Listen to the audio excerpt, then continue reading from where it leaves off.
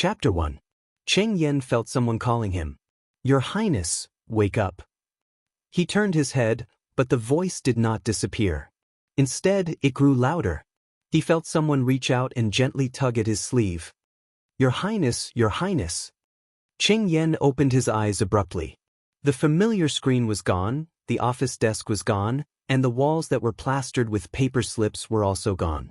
In their place was a strange scene. A low brick building, a circular square that was crowded with people, and a gallows that was erected in the middle of the square. He sat on the high platform opposite the square. Instead of a soft swivel chair, he sat on a cold, hard iron chair. There was a circle of people sitting around him, staring at him. Among them, a few women dressed like medieval ladies were covering their mouths and laughing. What the hell is this place? Shouldn't I be working on the blueprint? Cheng Yan's mind was blank. 3 consecutive days of overtime had pushed his body and mind to the limit. He could only remember that he could not take it anymore. His heart was racing, and he wanted to rest on the desk for a while. "Your Highness, please announce the verdict." The person who spoke was the guy who was tugging at his sleeve. He looked old, about 50 or 60 years old, and he wore a white robe. At first glance, he looked like Gandalf in The Lord of the Rings. Am I dreaming? Cheng Yen licked his dry lips. Verdict? What verdict? But he soon found out.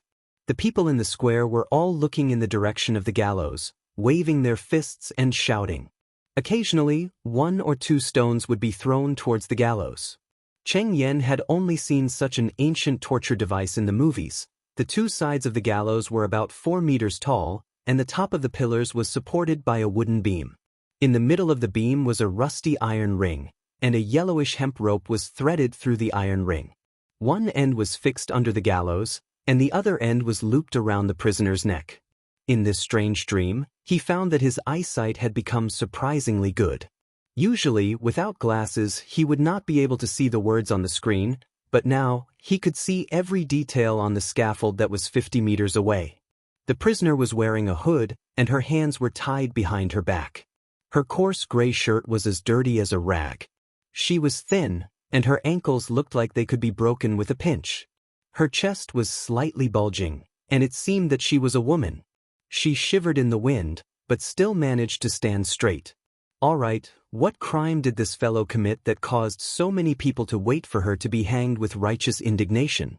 Just as he thought of this, Cheng Yan's memory seemed to have been connected, and the answer appeared before his eyes almost at the same time.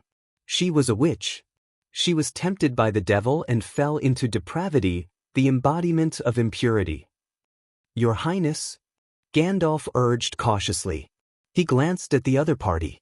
Well, it turns out that his name is not Gandalf. Barav is his real name. He is the assistant of the Minister of Finance.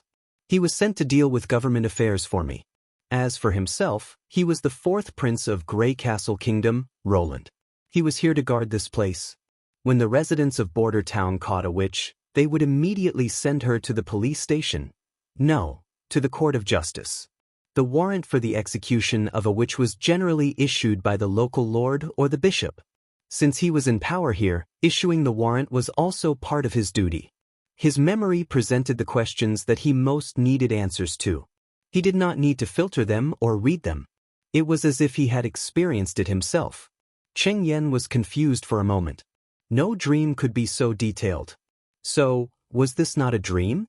Did he travel to the dark ages of the Middle Ages in Europe and become Roland? From a drawing dog who worked overnight to become the 4th prince? Although this territory of the kingdom seemed so barren and backward, he had never seen the name Grey Castle Kingdom in history books. So, what should he do next? How such an unscientific thing like time travel actually happened could be researched later, but the farce in front of him had to stop. It was normal for an uncivilized civilization to blame disasters and misfortunes on some poor souls, but to hang them to satisfy the dark psychology of the onlookers, this kind of stupidity was unacceptable to Luo Yen. He grabbed the warrant that Barav was holding and threw it to the ground. He stretched and said, "I'm sleepy. I'll pass the sentence another day. Today, everyone is dismissed." Cheng Yen was not acting recklessly. He was carefully recalling the way the prince behaved in his memory and reproducing the style of a spoiled brat. Yes, Prince Roland was such a jerk. He had a bad character and did whatever he wanted. Then again, how could an unruly prince in his early 20s be so well-mannered? The other nobles sitting on the platform did not seem surprised. Instead, a tall man in armor stood up and said, "Your Highness, this is not a joke. Once a witch's identity is confirmed, she should be executed immediately. What if other witches come to kidnap her? The church will not sit back and do nothing if they find out." Carter Lannis, this decent-looking man, was actually his chief knight. Cheng Yen frowned and said, "Why, are you afraid?" The naked mockery in his words was not entirely an act.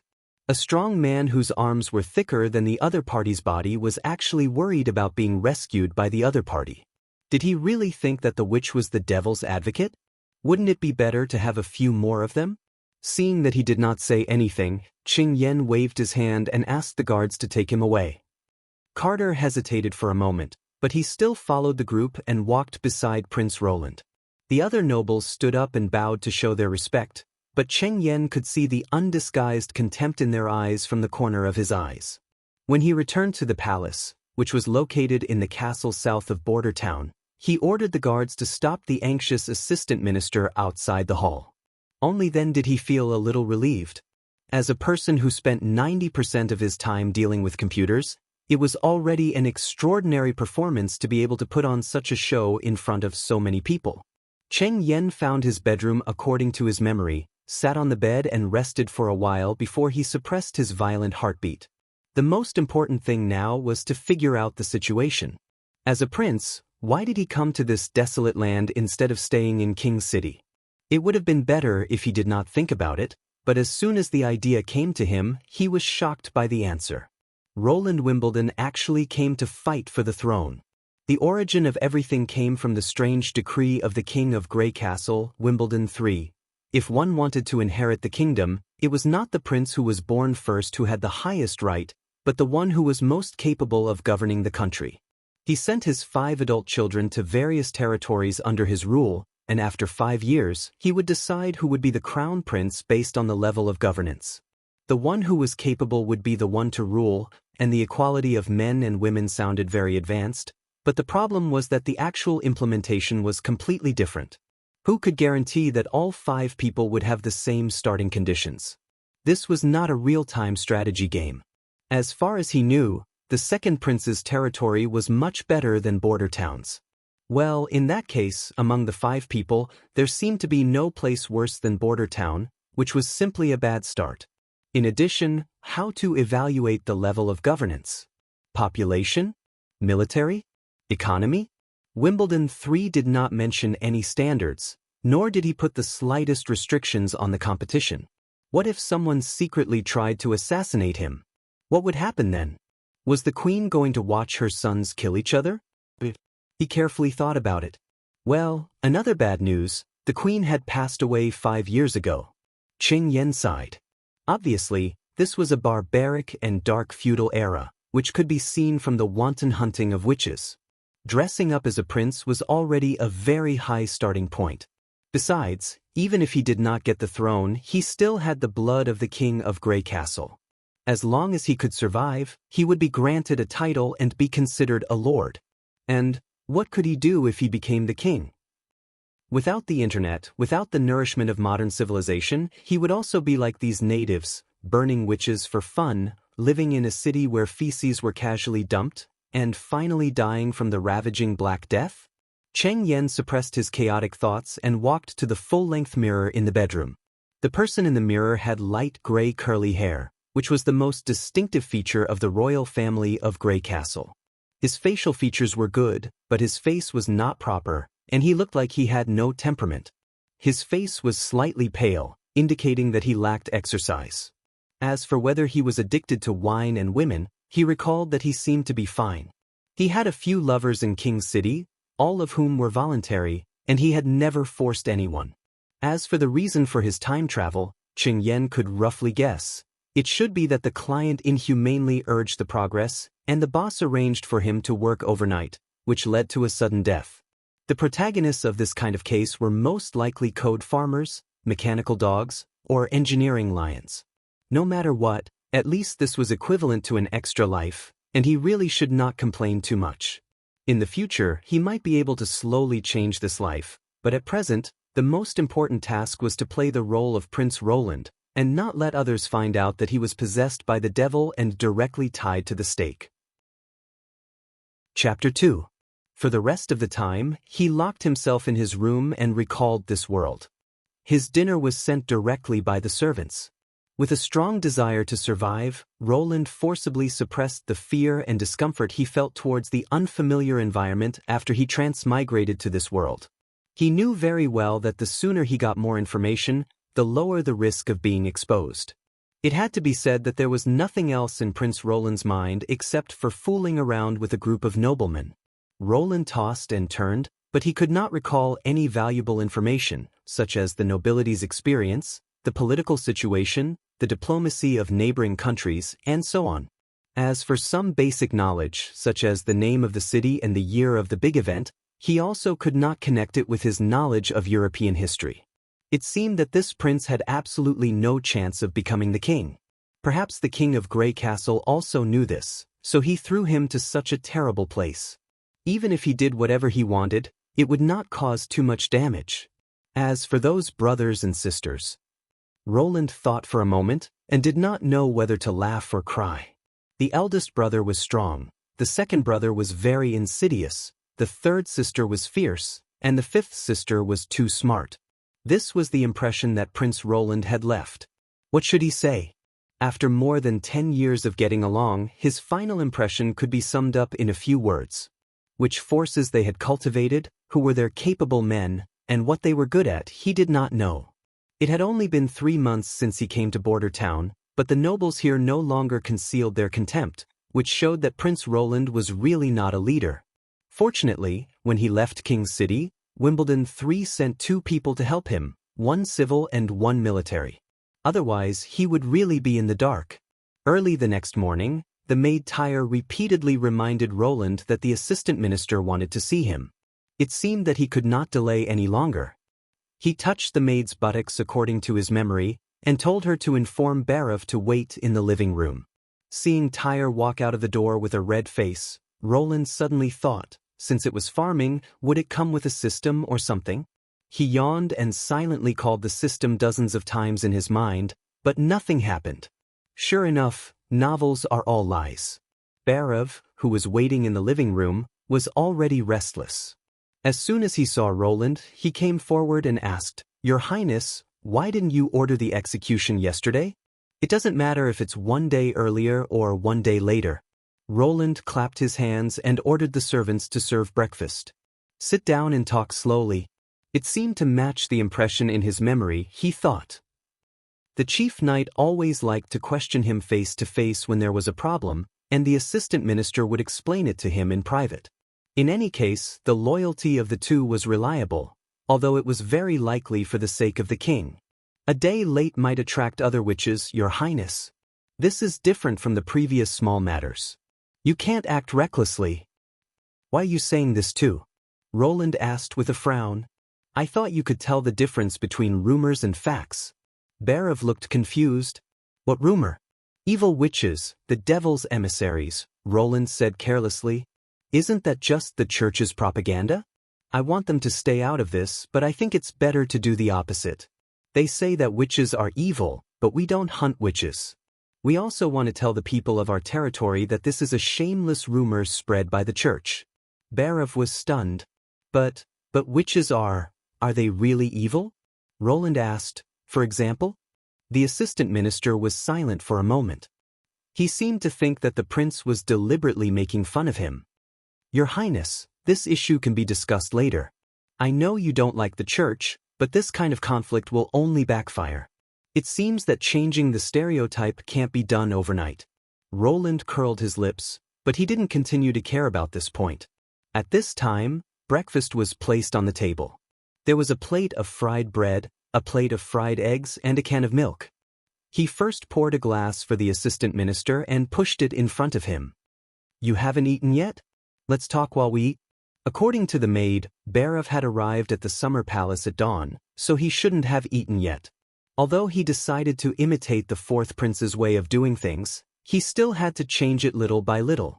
The assistant minister was a good target, he thought. Let your subordinates feel that you value them, so they will be more motivated to work for you. Subjective initiative is always the most efficient, isn't it? Barov took the glass but didn't drink it. He said anxiously, Your Highness, we have trouble.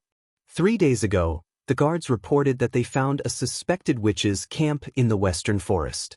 They left in a hurry and didn't clean up the traces. The guards found this in the camp. He took out a coin from his pocket and put it in front of Roland. It was not a common currency, at least in Roland's memory. He had never seen such a currency. It didn't even look like a metal product. Holding it in his hand, he was surprised to find that this thing was heating up. It was definitely not the residual heat from the assistant minister's body. The temperature was at least 40 degrees. At this moment, it reminded him of a heat pack. What is this? I thought it was just an evil thing made by a witch, but the situation is more serious than I thought. Barov wiped his forehead. The pattern on it is the Holy Mountain and the Magic Eye, which is the emblem of the Witch Cooperation Association. Roland rubbed the uneven surface of the coin, guessing that it was probably made of ceramic. The center of the coin was indeed engraved with a mountain pattern, 3 triangles juxtaposed, with an eye in the center. The outline of the pattern was very rough. It should have been polished by hand. He recalled the words Holy Mountain and the Magic Eye and Witch Cooperation Association, but he couldn't find any relevant information. It seems that the fourth prince added 0 points to the occult. Barov didn't expect Roland to know, so he continued, Your Highness, you haven't seen a real witch, so you don't think much of them. Indeed, they can be injured, they can bleed, and they are not more difficult to kill than ordinary people, but they can't resist. The life of a witch who receives the devil's call will become very short, but they will also gain terrible power that ordinary people can't match. Once a witch reaches adulthood, even the army will have to pay a heavy price. Their desire is almost impossible to suppress, and they will eventually degenerate into the devil's minions. Therefore, the church established the army of judges, and if a woman is found to be a witch, she can be arrested and executed. The king also agrees with this, and in fact, these measures are very effective. The number of cases of witches wreaking havoc is much less than 100 years ago. The legend of the Holy Mountain or the Gates of Hell came from the ancient books of that era. Roland chewed the bread, his heart sneering again and again. Although the background of this world was very different from what he knew, the historical development trajectory was still surprisingly similar. The church, it's the church again. He knew that religion is the devil's minions, the real source of evil. Once there is a sign, they will be executed? In the name of God, the law, arrest, trial, and execution are all in one body. This in itself is a kind of depravity. According to the ancient books, witches can only obtain true peace by going to the Holy Mountain.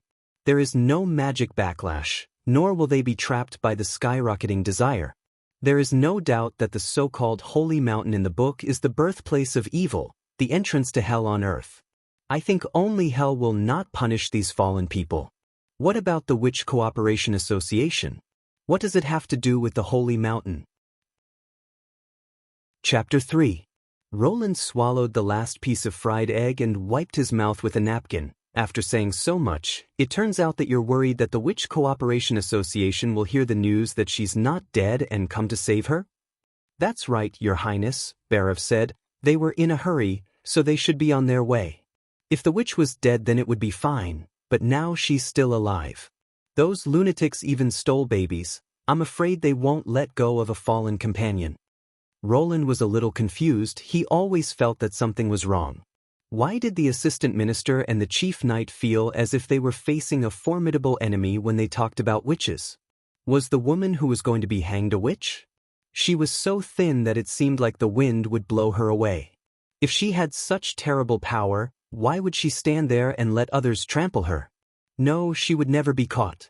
According to the church, she was the incarnation of the devil.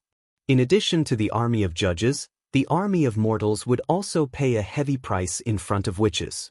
However, the devil was caught by the residents of Border Town and was tortured until she was sent to the gallows. That terrible power was nowhere to be seen. How was she caught? I heard that when the North Slope mine collapsed, she exposed her identity in order to escape and was caught by the angry villagers. Roland thought for a moment. Well, he had an impression of this incident. It happened the day before he crossed over. How was she exposed? This? I'm not sure. The assistant minister shook his head. The situation was very chaotic. Someone should have seen her use witchcraft. Roland frowned. You didn't investigate this matter clearly? Your Highness, the restoration of production in the mine is a priority, the assistant minister protested. Half of Border Town's revenue depends on iron ore, and the prosecutor also confirmed that someone was killed by witchcraft at the scene. What kind of witchcraft? Roland became interested. As if melted, the head and most of the body were lying flat on the ground, reminding people of a burnt-out black candle. The other side said with a disgusted face, Your Highness, you don't want to see that kind of scene. Roland played with the silver fork in his hand, thinking. In history, most of the victims of witch hunts were innocent people. They were used as tools by the church and ignorant people to vent their anger, while a small number of them were the ones who courted death themselves. These people dressed themselves strangely and threw all kinds of strange ingredients into the pot all day long, claiming that they could predict the future and determine life and death. And they did figure out some tricks, such as using the flame reaction to claim that they had obtained the power of the gods. In the eyes of modern people, these were all chemical tricks, but back then, it was easily misinterpreted as an incredible phenomenon. As for melting people, the first thing that came to Roland's mind was chromic acid lotion, but it was troublesome to prepare. It required the human body to be completely soaked in water, and the effect of dissolving corpses was far worse than that of candles. As for other strong acids, it was even worse. So how did this witch do it? If she relied on alchemy, then she would be a rare chemist in the territory. If not, at this thought, Roland made up his mind. Take me to see her. Wait a minute, Your Highness, are you going to see a witch? Barav stood up in a panic, knocking over the glass of milk that he hadn't drunk. Yes, this is an order. Roland looked back at the assistant minister and smiled. He was now really grateful for the fourth prince's unreasonable style. When he walked to the door, he suddenly paused. Yes, I always wanted to ask, why was she hanged? What? Why was she hanged? Shouldn't all witches be burned at the stake? Barav's face was full of confusion. Is that so? But she wasn't afraid of fire. Border Town only had one dungeon. The barren land couldn't afford to support too many prisoners. Most of the prisoners lived here for only a few days before facing trial. They were either released or executed. In addition to Barav, the chief knight, the warden, the head of the prison, and 2 guards followed the prince into the dungeon. The dungeon had a total of 4 floors, and the walls were all made of hard granite. This was the first time that Roland had come to such a place. He noticed that the deeper he went, the narrower the passage became, and the number of cells was also decreasing. It was probably after digging a big hole in the shape of an inverted cone, and then piling up layers of stones, he thought. This kind of rough construction naturally didn't have good drainage measures, so the ground was very wet, and the muddy sewage flowed down the stairs. The witch was locked in the lowest floor of the dungeon, and with each floor, the stench in the air became stronger. Your Highness, what you are doing is too dangerous. Even if she is trapped by the god's locket of retribution, there is no guarantee of her safety. The one who spoke was Carter Lannis. The chief knight knew that the prince was going to visit the witch, and the first thing he did was to dissuade him. Moreover, the king's order was ineffective against him. He refused to accept any order that put the prince's life at risk, so he couldn't leave. Obviously, he has a cold and handsome face, but why is he so talkative? Roland really wanted to ask someone to sew his mouth up. If you don't dare to face evil, how can you have the courage to defeat evil? I thought you understood this. Even when fighting evil, you have to act according to your own strength. Recklessness doesn't equal bravery.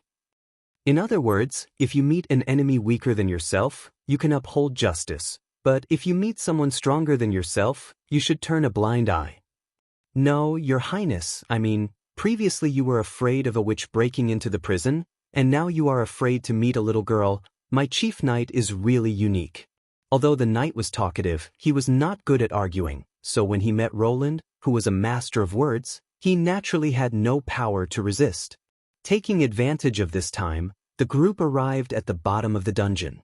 The area here was much smaller than the upper floors, and there were only 2 cells in total. The warden lit the torch on the wall, and as the darkness faded, Roland saw the witch curled up in the corner of the wall. It was now late autumn, and the temperature in the dungeon was so low that he could see his own breath. He was wearing a wool coat with a silk lining, so naturally he didn't feel cold. But the witch only had a single coat, which couldn't completely cover her body, and the exposed arms and soles of her feet had been frozen to the point where no blood could be seen. The sudden light of the torch made her turn her head sideways, and she closed her eyes. But soon she opened her eyes and looked straight at him. It was a pair of light blue eyes, calm like a lake before a rainstorm. There was no fear on her face, nor anger or hatred. Roland had an illusion, as if he was not looking at a weak little girl, but a shadow that was swallowing the flame. For a moment, he felt that the light of the torch on the wall had dimmed a bit.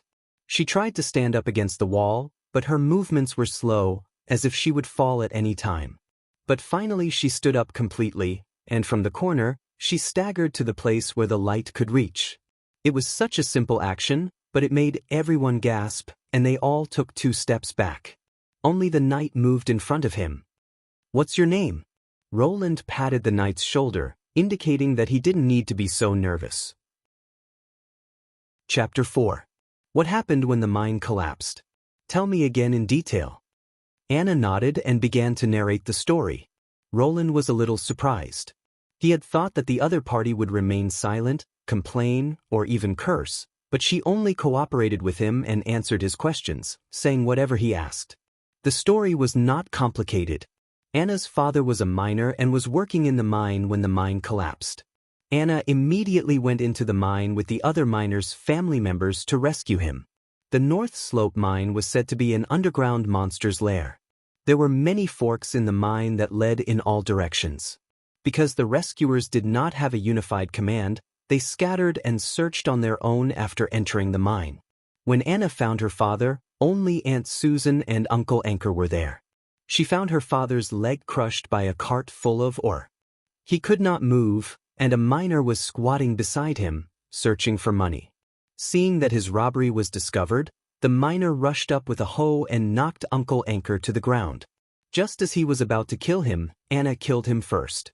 The neighbors swore not to tell anyone about her, and the 3 of them rescued Anna's father together.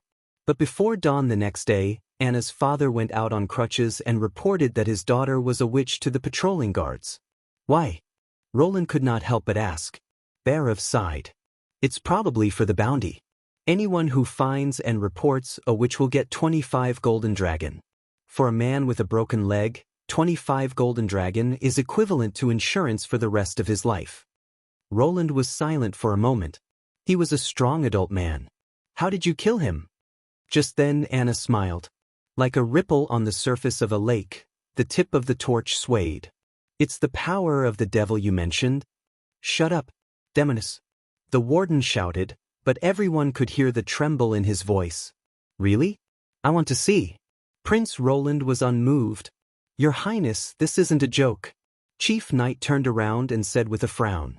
Roland walked out from behind the knight and walked towards the cage. You can leave if you're afraid. I'm not asking you to stay here. Don't panic, she still has the god's locket of retribution on her neck. Barrow comforted everyone, but at the same time, it seemed like he was comforting himself. No matter how powerful the devil is, he can't break God's protection.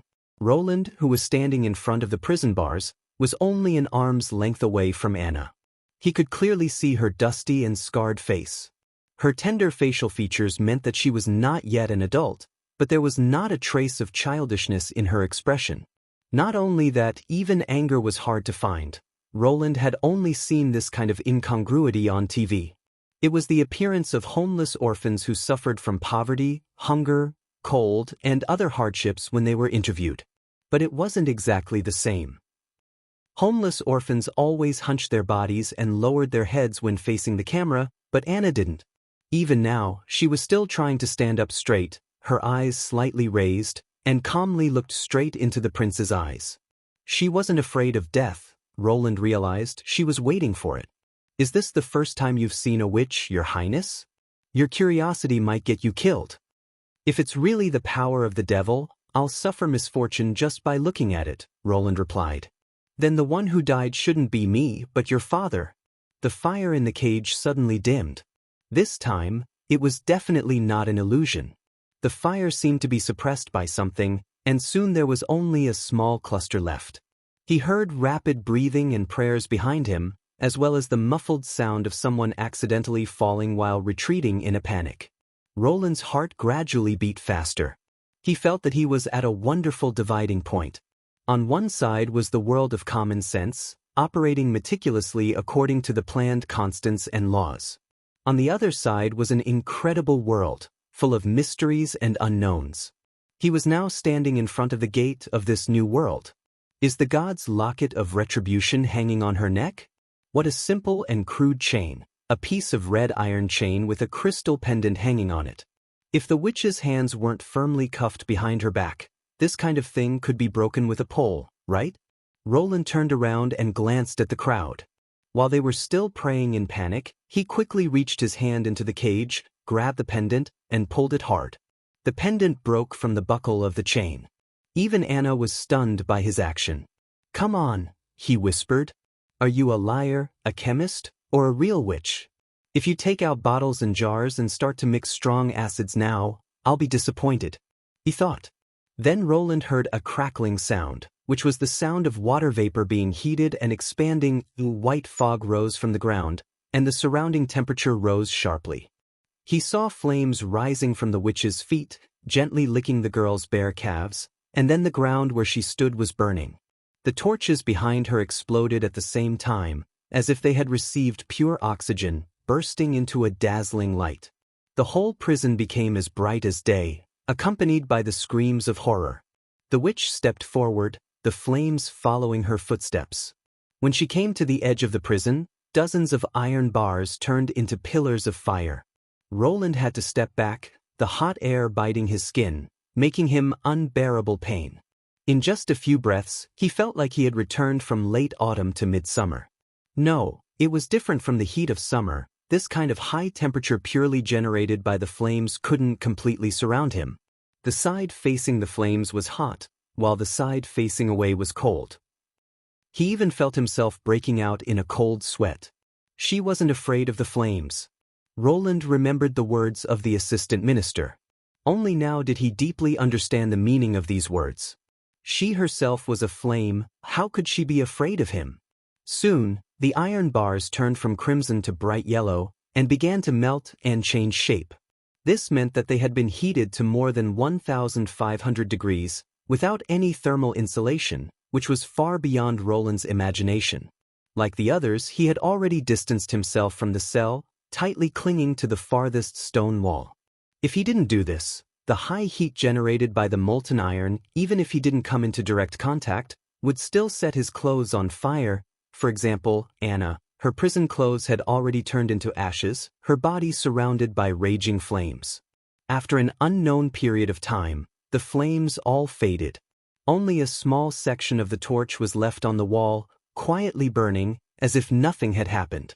But the sweaty clothes, the hot air, and the prison bars that had been burned like the claws of the devil, all told everyone that this was not a dream.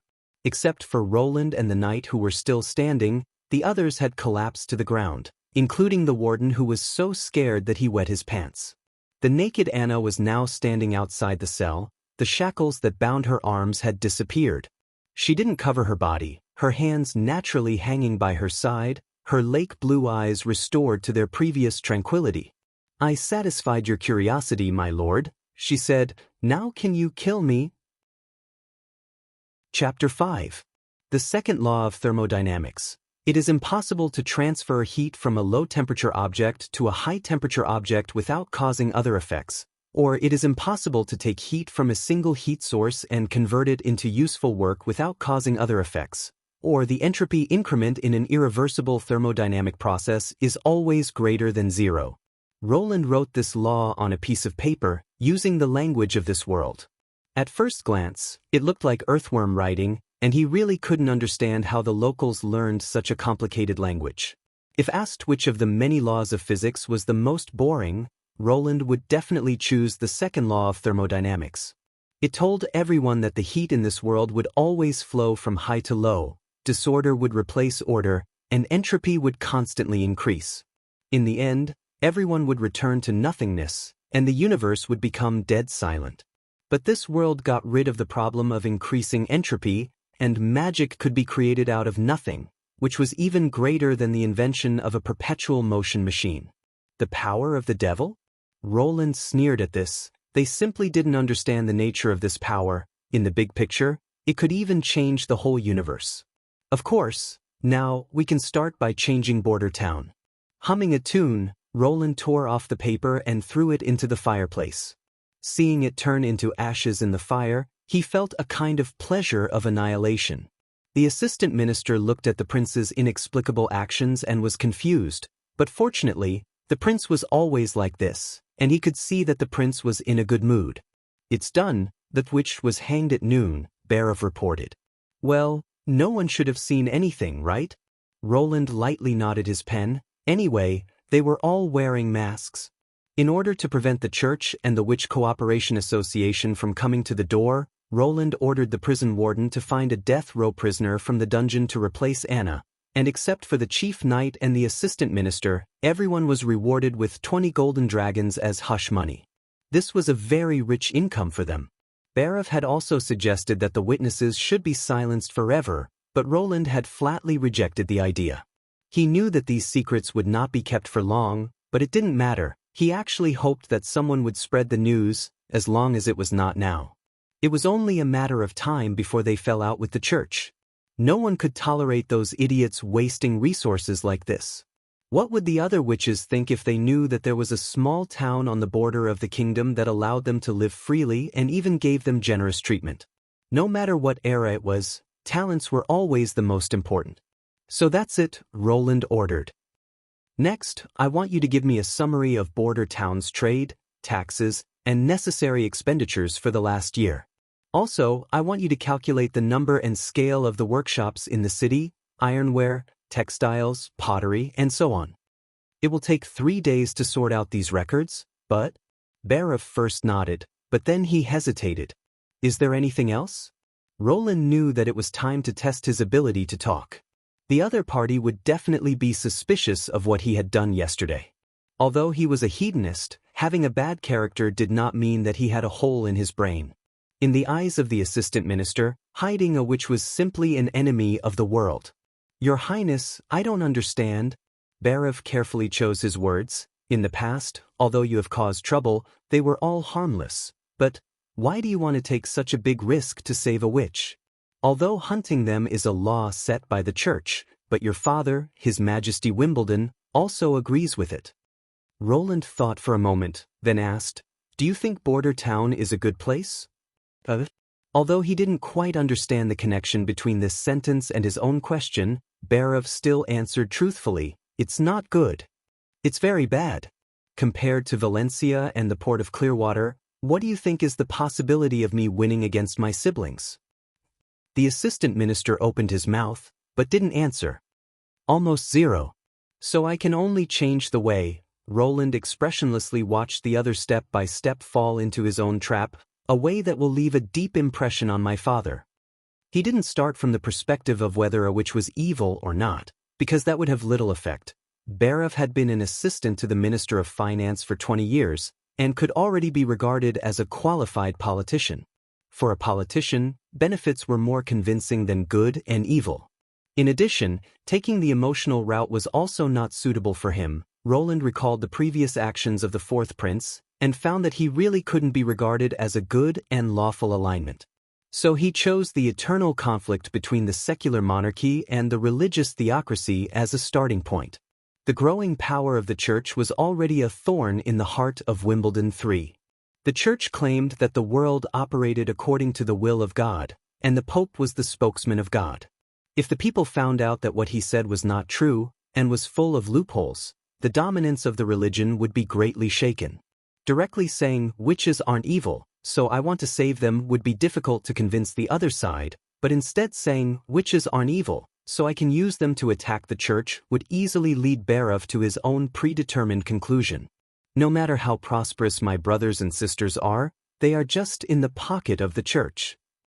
They have already wantonly proclaimed that the monarchy is bestowed by God. If only the person who is crowned by the Pope can be regarded as the legitimate king, then the actual ruler of this land is still us? Roland paused, and Father can see in me such a hope. A kingdom without the suppression of the church, where the royal family alone enjoys all the power. Then his choice is very clear. Changing the whole world to only the church was much easier to accept, not to mention that Barov himself was on the side of the royal family. Similarly, if he realizes that these people with strange abilities will be the basis of prying open the church, the hunting order is just a joke. One side is impossible, the other side is not zero. Do you think it's worth the risk? Roland stared at the assistant minister and said word by word, "Don't doubt my decision, Barov. You have been an assistant minister for 20 years, right? If I can become Wimbledon 4, you can get rid of the word assistant. Or go further, for example, the hand of the king?" Looking at Barov's back, Roland gently breathed a sigh of relief. It was obvious that he did not take his promise too seriously, which was normal. Even Roland himself did not believe that this arrogant plan that he had just made up could be realized. But that was not important at all. The key was to make Barov believe that he really thought so. A simple plan that a playboy could come up with not only matched Prince Roland's hatred for the church, but also paved the way for more witches in the future. As for his real thoughts? Even if they knew, they could not understand. Roland called a maid. "Call Miss Anna to see me." Chapter 6. There was a shed in the castle's back garden, surrounded by wooden planks, leaving only 2 holes for windows. In the center of the shed was a square pool made of green bricks, about 3 meters long and wide, filled with loess. After adding an appropriate amount of water, the loess was not only resistant to fire, but also had a certain degree of plasticity, so a small shovel could be used to dig out the ideal shape. There were also a few iron ingots on top of the loess. These were brought here by Carter Lannis from the blacksmith's shop. Next to the pool was a well, which Roland had taken a fancy to, so he ordered people to build the shed here. However, as a laboratory, it was still too simple. He shook his head. The things that were pieced together in one night naturally couldn't be said to be ideal. As for the formal workshop, he had to wait for Barov to finish collecting information before he could start construction. "How was it? Did you sleep well last night?" He turned around and looked at Anna's blank face, asking with a smile. The witch's current appearance was completely different from her appearance in the prison. After careful cleaning, her flaxen hair was soft and glossy, and although her skin was not maintained, it was still young, and the light freckles on the bridge of her nose added to her youthful vitality. Her figure was still thin, and her slender body looked like it would fall with a push, but her cheeks were rosy, and the bruises and strangulation marks on her neck were much lighter than yesterday. Roland suspected that the magic not only gave witches magical powers, but also improved their physical qualities. At least in terms of recovery ability, Anna was much faster than ordinary people. "Originally, after experiencing so many terrible things, I should have let you rest for a few more days, but time is really tight, so I can only wait until later to compensate you." Roland circled around the girl. "Does this dress fit you?" The clothes that Anna was currently wearing were carefully selected from a variety of plans, in order to satisfy his bad taste. The full-body protective clothing of a smelter was too thick and not suitable for her. Although the mage robe in the game looked elegant, it was very difficult to move, and the fully wrapped robe could easily be touched by a spark and turn into ashes. As for the maid dress, hey, is there anything more suitable than this? Even if this world had yet to have real maid outfits, it was not a big problem. The maid outfits already had the embryonic form of maid outfits in the future. So Roland asked Tyr to make a set of clothes according to Anna's figure. He shortened the skirt, changed the long sleeves to short sleeves, changed the round collar to a folded collar, and tied a bow. Just like that, the new witch uniform came out of the oven. Paired with a pointy witch hat, custom-made, black boots, ready-made, and a knee-length cape, custom-made, a character that could only be seen in movies stood in front of Roland. "Your Highness, what do you need me to do?" Anna really couldn't keep up with the thoughts of this big shot in front of her. She felt that she was about to lose the ability to think. When she was put into a bag and dragged away in the dungeon, she thought that her cursed life would soon be free. But after taking off the hood, Anna found that what she saw was not a gallows or a guillotine, but a large, magnificent house. Then a group of people came in, undressing and bathing her. From her armpits to her toes, there was not a place that wasn't wiped clean. Then it was time to change clothes. She didn't expect that she would need someone to help her dress, and she didn't think that the clothes could be so comfortable. They were soft and attached to her body, without any friction. The last one to come in was an old man with a white beard. After he ordered everyone to leave, he put a contract in front of her. At this moment she understood that the one who said that she would be hired in the prison was the kingdom's fourth prince, and it was not a joke. The contract clearly stated that if she worked for the prince, she would be paid a golden dragon every month. Anna knew what a golden dragon meant. Her father worked in the mine all day long, and his salary was determined by the amount of ore produced. Even during the best times, his harvest was only 1 silver royal.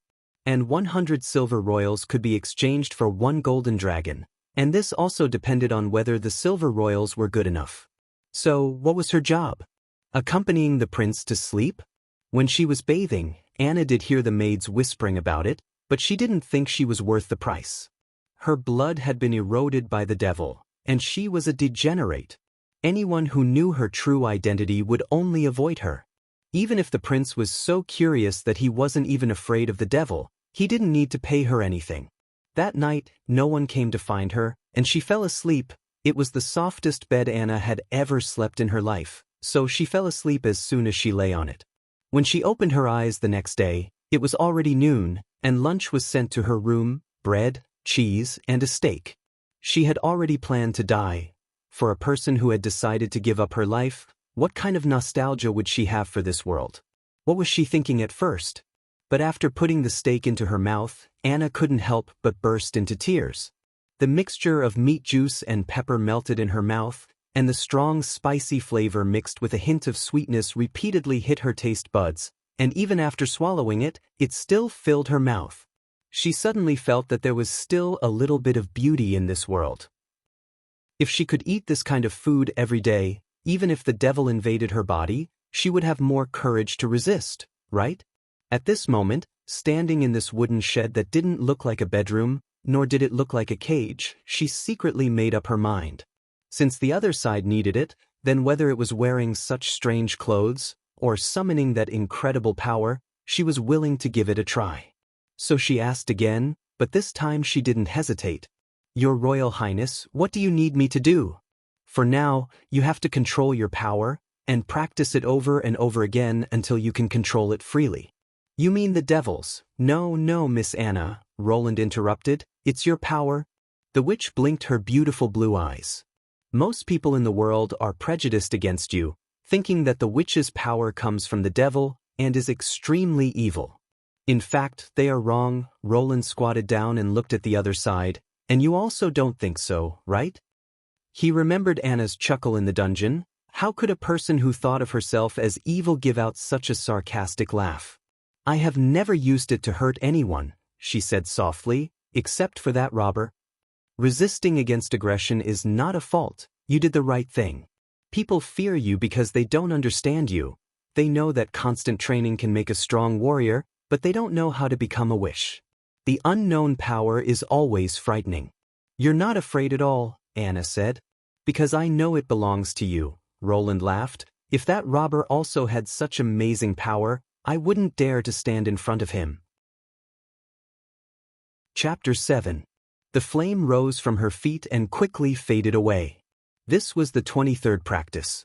She failed again. Anna's forehead was already sweating.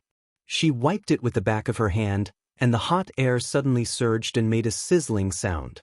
She did not stop and immediately began the next practice. The witch uniform was neatly folded and placed aside. If she had not insisted on doing this at the beginning, the uniform would have turned into ashes in the flame. Fortunately, as Prince Roland, it was not difficult to get a few spare ones. He asked Tyr to send a whole bucket of robes. They were temporarily collected from the maids. The 24th practice finally paid off. The flame no longer rose from her feet, but appeared out of thin air in her palm. She carefully raised her arm and wanted to move it to her fingertips, but the flame flickered twice and suddenly rushed up her arm, ignited her sleeve, and swallowed the robe along the sleeve. Anna put away the flame, tore off half of the burnt robe expressionlessly, and turned to look for a new one in the bucket. Every time this happened, Roland would look away and let his eyes stare somewhere else, even though she did not care about it at all. In fact, if it were not for Roland's strong request, she would probably practice naked. But then Roland could not look at her properly. He really could not calmly face a naked little girl, especially when the little girl turned into a flame. Her figure had a different kind of charm. Roland shook his head and put the distracting thoughts to the back of his mind. Judging from the current situation, it would not be easy to control this power. He set a goal for Anna, to release the flame from the palm or fingers, not to harm the clothes on the body, and to maintain a high enough temperature to melt the pig iron ingots in the pool. When the 30th practice failed, Roland stopped her. "Take a break." Anna looked at him blankly and did not respond. Roland had to walk over, take the girl's hand to the chair, and forced her to sit down. "You are tired. You should rest when you are tired. Don't force yourself. We still have a lot of time." He helped her wipe her sweaty forehead. "Let's have afternoon tea first." Roland knew that the nobles of Grey Castle Kingdom did not have the habit of enjoying afternoon tea. The productivity of this world was so poor that it was difficult for people to have the leisure to enjoy exquisite food. 3 meals were not even common, let alone 4 meals. As for the playboys who had nothing better to do, they were usually gathered in bars or casinos. If he did not have this habit, he would create one. There were ready-made pastries, and if there was no tea, he could use ale instead. After knowing that he was going to a remote border town, Prince Roland brought his maids, servants, and cooks with him. Thus, in a simple wooden shed in the castle's back garden, the first afternoon tea party was held. Anna couldn't believe her eyes as she stared at the plates of exquisite desserts. How could food be made to look so good? Although she didn't know the specific name of the pastry, the combination of the pure white appearance and the bright red fruit was enough to whet one's appetite, especially when the pastry was decorated with several delicate patterns, which once again left a heavy stroke on her worldview. Roland proudly looked at Anna's bewildered expression. "Isn't it just a strawberry cream cake? Look at how this country bumpkin is scared. Moreover, this strawberry is pickled with sugar, so it doesn't taste fresh." What was more interesting than eating was to enjoy the witch's expression. Roland watched her carefully put the cake into her mouth, her blue eyes almost shining, and her hair swaying back and forth. In his heart, he suddenly had the illusion that he was watching a food cartoon. Dishes that don't shine are not good dishes. Well, the feeling of cultivating this kind of character is also very good. So watching Anna practice and accompanying her to enjoy afternoon tea became Roland's daily life. Even if he didn't ask about government affairs, Barav would still help him take care of them in an orderly manner. 3 days later, Barav sorted out all kinds of information about Border Town and sent it to Roland's office. This was absolutely inconceivable before, but Prince Roland unexpectedly had the patience to read such a large pile of cumbersome reports. In fact, he didn't have any now. Roland only read 2 lines and felt dizzy, so he directly said to Barav, "You read it to me."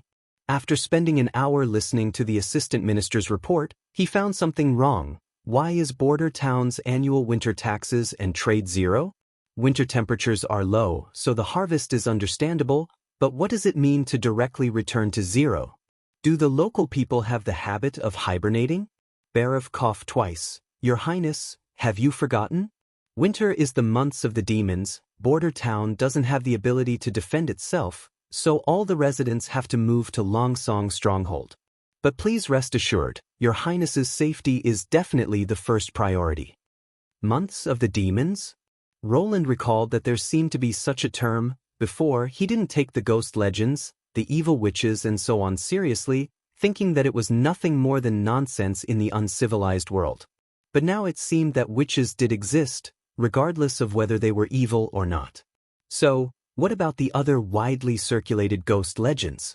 When he was teaching in the palace, the history teacher had talked about the months of the demons in detail. Every year after the first snow fell, the sun would be dim, and the gates of hell in Dragon's Pine Mountain would open at this time. The evil breath from hell would erode the living, turning them into the devil's servants. Some of the animals would mutate into powerful demonic beasts and attack humans. Most of the witches were born in this season, and their power was far greater than usual. Have you seen it? The gates of hell, Roland asked. Your Highness, how can ordinary people see it? Barav shook his head.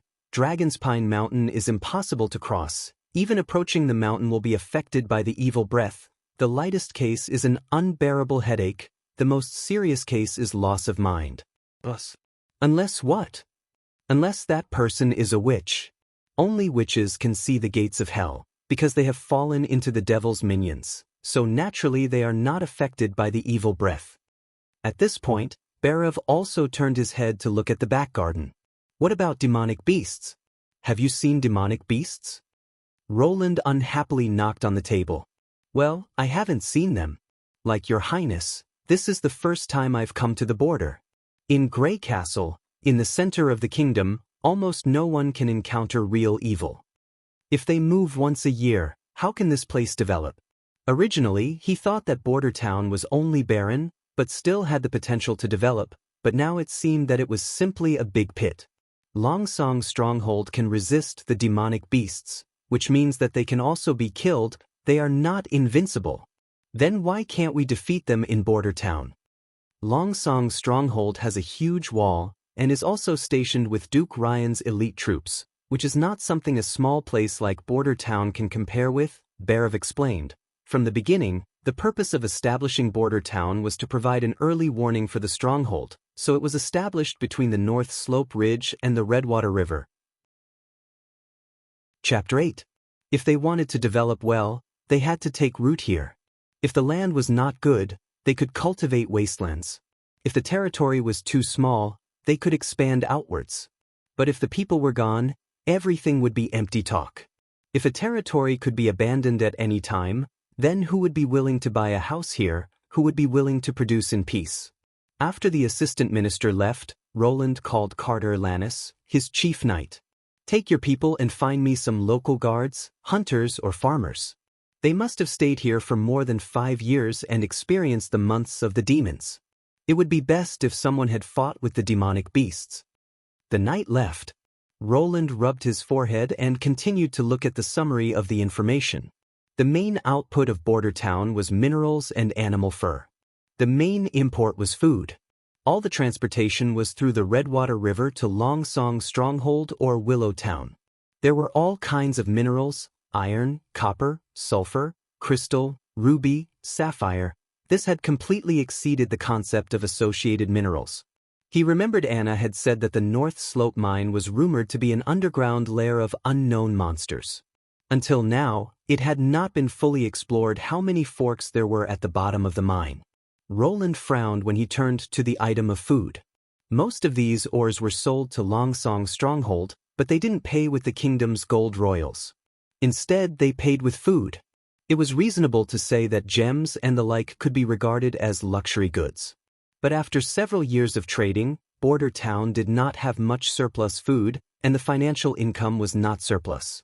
In other words, Border Town's annual mining output could only be exchanged for a year's rations for 2,000 residents.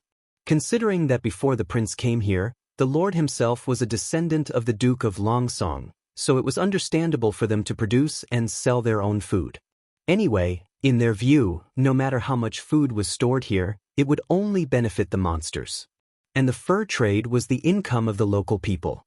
They went west into the concealing forest, hunting some birds and beasts, and sold them to the purchasers of Longsong's stronghold, or to the residents of Willow Town.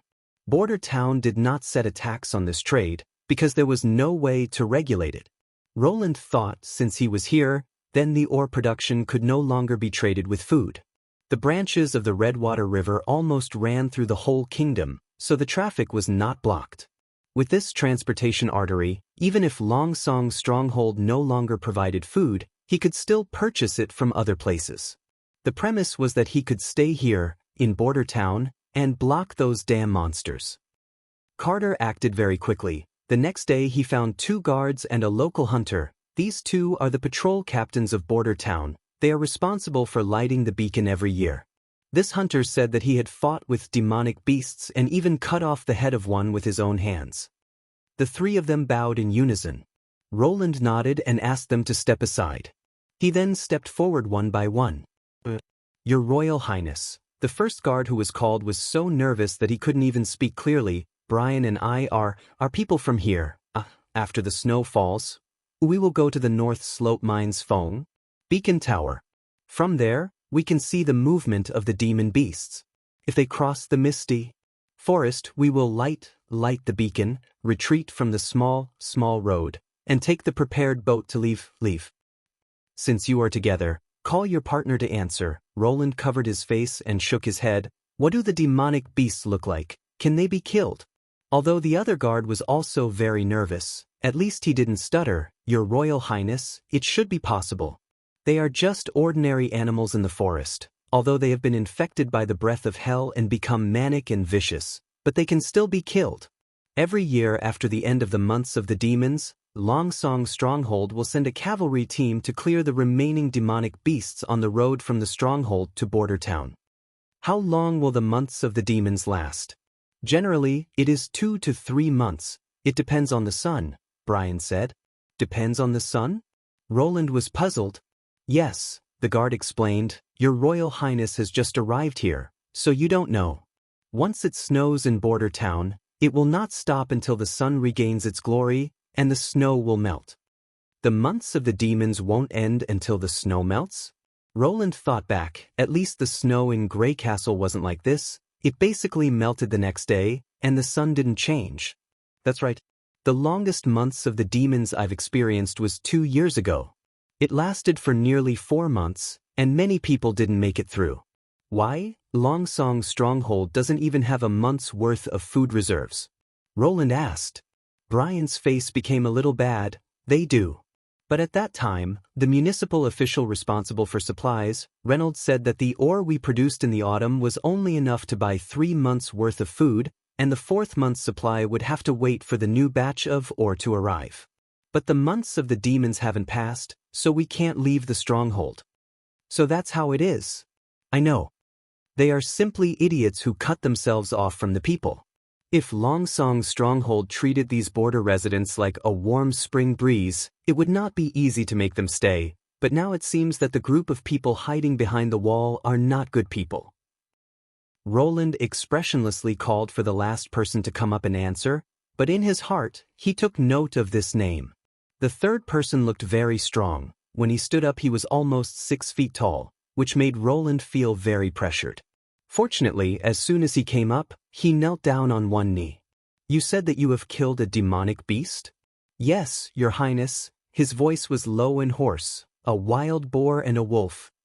Breed? Roland repeated. What do you mean? This is what the hunters call demonic beasts, Your Highness. The more ferocious the animal before mutation, the more difficult it is to deal with after mutation. Moreover, they will multiply the advantages of their original body. Like the wild boar, the fur on its back is extremely hard. Even a crossbow would find it difficult to penetrate 50 meters away. The wolf is more cunning. Its running speed is amazing. If you want to kill it, you need to set a trap in advance. Strong ones are stronger, faster ones are faster. Roland nodded, but they are still animals. That's right, they are not the most terrible enemies. The hunter said, swallowing his saliva. The most terrible are the mixed species. They are the incarnation of the devil. Only hell can create such a terrible monster. I have seen a mixed species. It not only has the strong limbs of a beast, but also has a pair of huge wings on its back, allowing it to fly short distances. Moreover, it seems to know where I am. No matter how I hide, it can always chase me out. It is not hunting, Your Highness. It is just playing with its prey. The hunter lifted his clothes, only to see a huge scar extending from his abdomen to his chest. Before I lost consciousness, I jumped into the Redwater River, so I survived. Chapter 9. Not many, Your Highness. During the months of the demons, there will only be 2 or 3 of these monsters, otherwise Longsong Stronghold would be in big trouble. Very good, you have observed very carefully. Roland ordered the hunter to stand up. What's your name? You don't look like you're from Grey Castle. I have half Maugine blood in me. The people in the town call me Iron Axe. Maugine, the people of the desert in the southwest of the kingdom, said to be the descendants of the sand giants.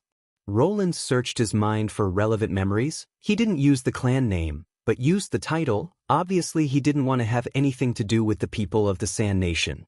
As for why he came to this remote place from the southwest border, it was estimated that there was a series of bitter stories. But those were not important. Border Town didn't care about one's origin. Roland clapped his hands. Today's questions will end here. Carter, reward each of them with 10 silver royals. Take them away. Thank you, Your Highness, for the reward, the three said in unison. After taking them away, Carter Lannis returned. Your Highness, you asked these questions. Do you want to stay here? Roland didn't express his opinion. What do you think?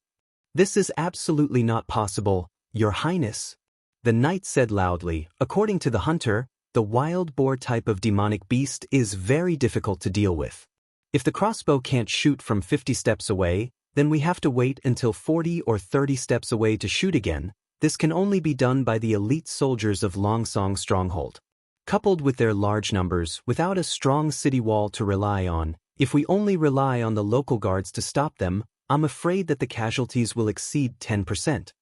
Before we met the witch, you also said the same thing. Can't you think of everything in a positive way?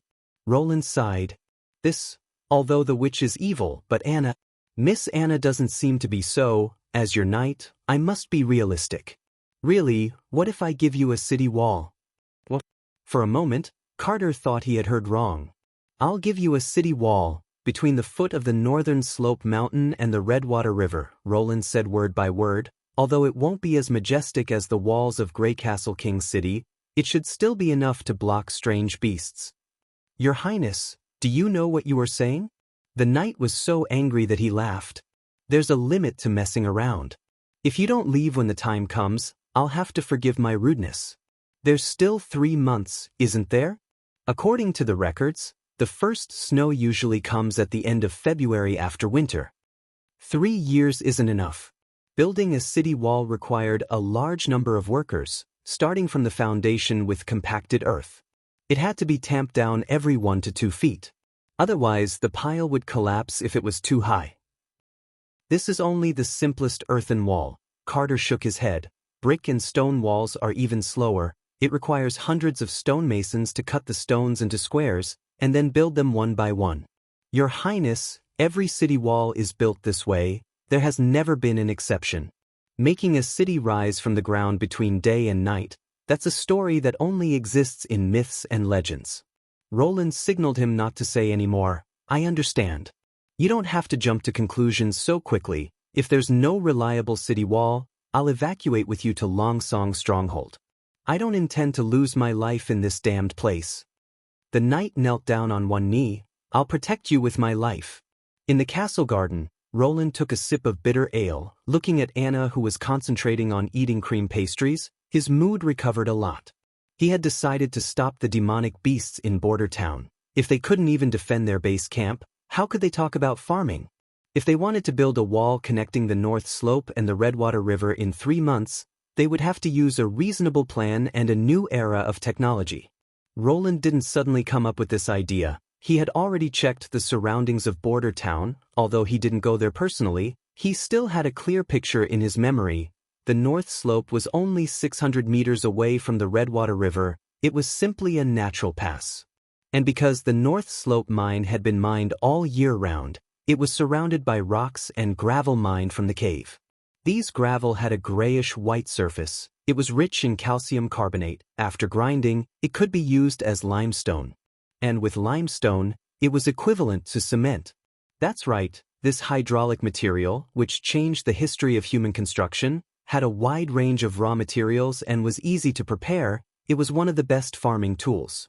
Roland calculated in his mind. He didn't want to make concrete. It wasn't that he couldn't do it technically, but the amount of cement consumed was too large. He wasn't sure if he could calcine so much cement powder in 3 months. In addition to the poor toughness of concrete, it needed to be matched with steel bars to become a complete body. so it was obviously not realistic to make a concrete wall. To maximize the amount of cement, but also to use existing materials, then the self-weight rubble wall was the most appropriate choice. The so-called rubble was a stone that hadn't been polished. It had a natural appearance when it was just mined. Because of the irregular shape of the stone, it couldn't be built directly. It needed a stonemason to process it into the shape of a brick. The rubble wall, on the other hand, used cement as a binder. No matter how strange the shape of the stone, it could be piled up. The gap between the stone and the stone would be filled with cement, not only saving cement, but also not picking materials. The general direction was set, but the actual implementation, I'm afraid I still have to do it myself. Roland thought. Whether it was calcined cement or rubble wall, they were all new things. Except for himself, no one had seen these things, and no one knew how to do it. I'm afraid the next 3 months will be very busy. Anna's crisp voice came from behind. Roland turned his head. He saw a small cluster of flame quietly appeared in her palm. There was no wind around, but the flame was moving up and down, as if it was nodding to her. She shook her finger. The flame was like a toddler, slowly moving to the tip of her finger. Finally, it stopped at the tip of her index finger and calmed down. You did it! An incredible scene, Roland exclaimed in his heart. This was not a magic trick, nor was it a chemical trick, but a real supernatural power. But this was not what attracted Roland the most. What was more dazzling than the flame was Anna's expression. She stared intently at her fingertip. Her lake-like clear eyes reflected the dancing flame, like an elf sealed in a sapphire. The traces of torture left on her body by the prison had faded. Although she still rarely smiled, her face was no longer lifeless.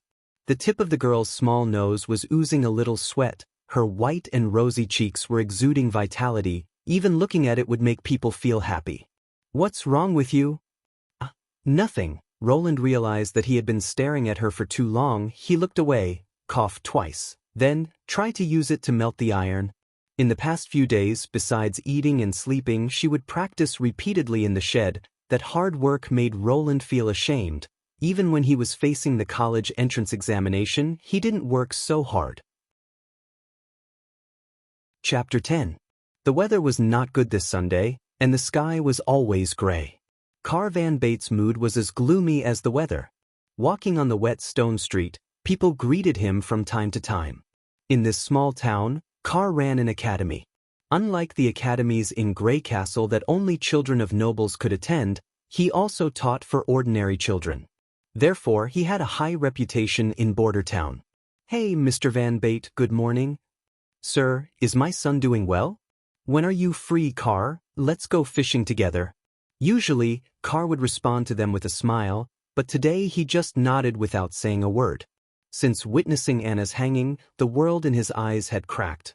Or it had been there since he left Grey Castle, but he deliberately turned a blind eye to it. He used his busy work to numb himself, and the innocent smile of a student covered the crack to some extent. It was not until Anna died that he realized that the world had not changed at all. Not only did the crack not disappear, but it expanded. His memory of Anna stopped at half a year ago. She was not conspicuous among the more than 30 children in the academy.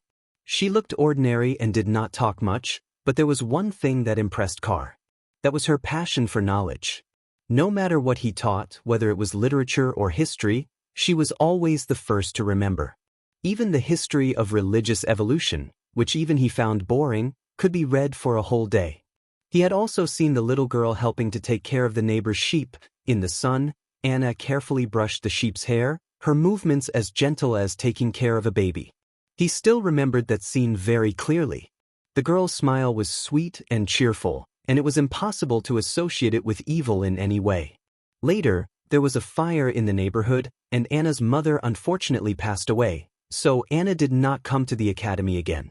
Until a week ago, she was proved to be a witch and hanged in the square in the center of the town. Tempted by the devil? Unclean person? Evil person? All bullshit. For the first time, he doubted the Holy See and the knowledge he had taught. He didn't know whether Anna was a witch or not, but the word evil didn't belong to her.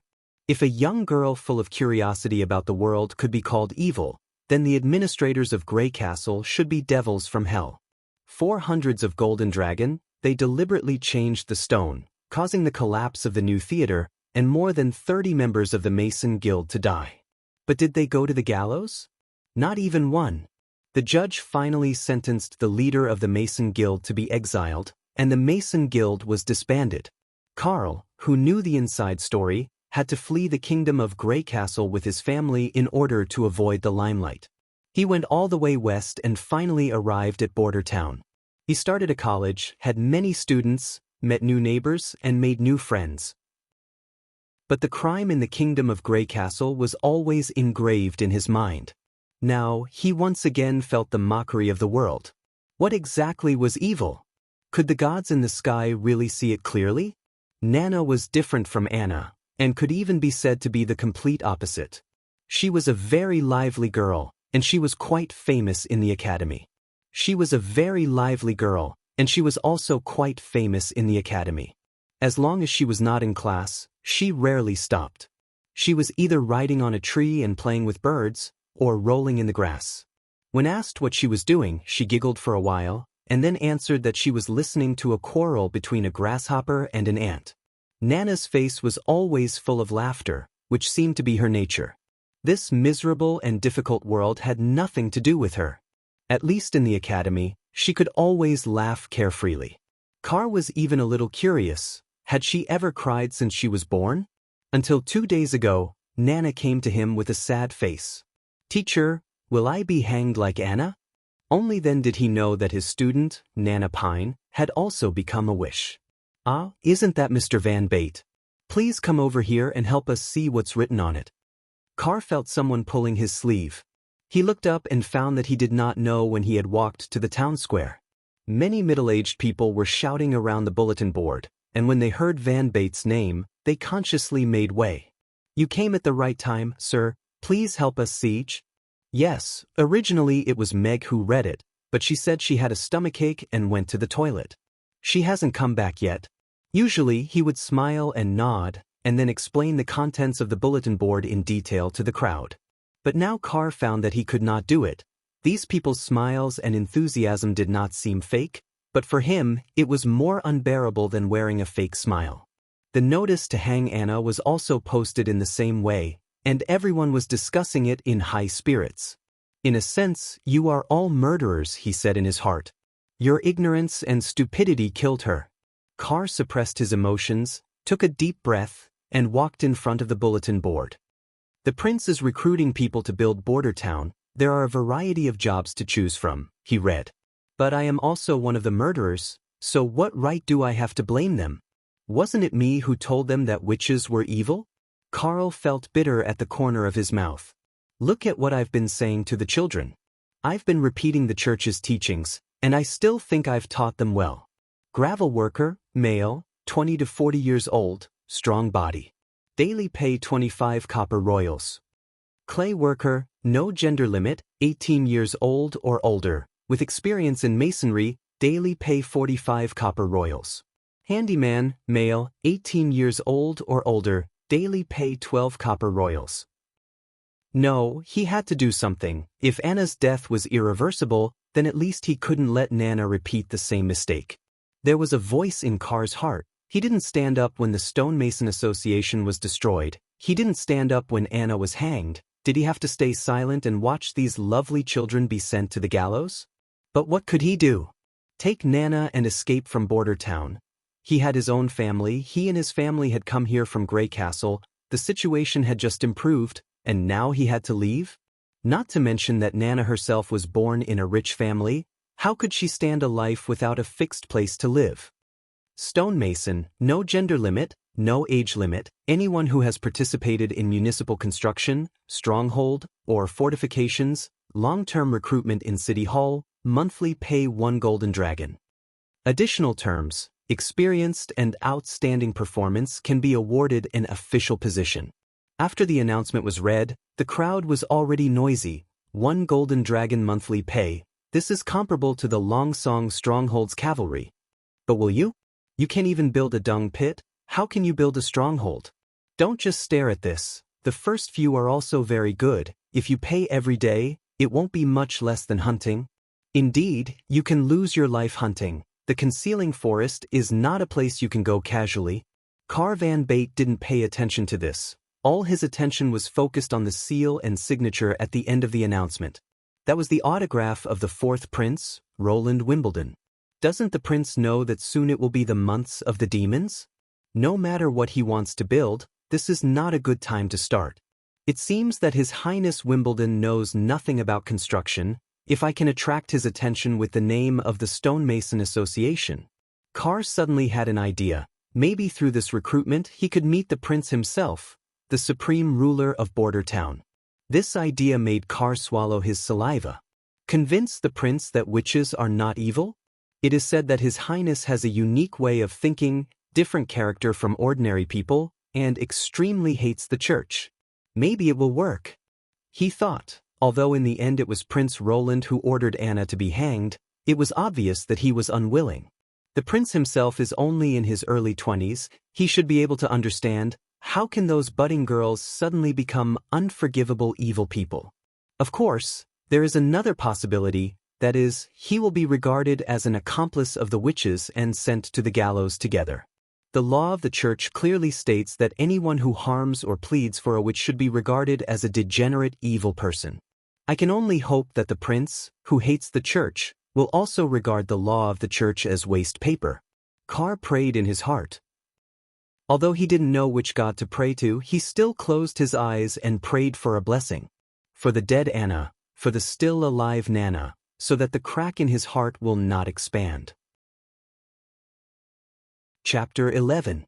The sea breeze has become cold. Looking at the endless ocean, Garcia Wimbledon smoothed her hair that had been messed up by the wind, and said with a slight regret.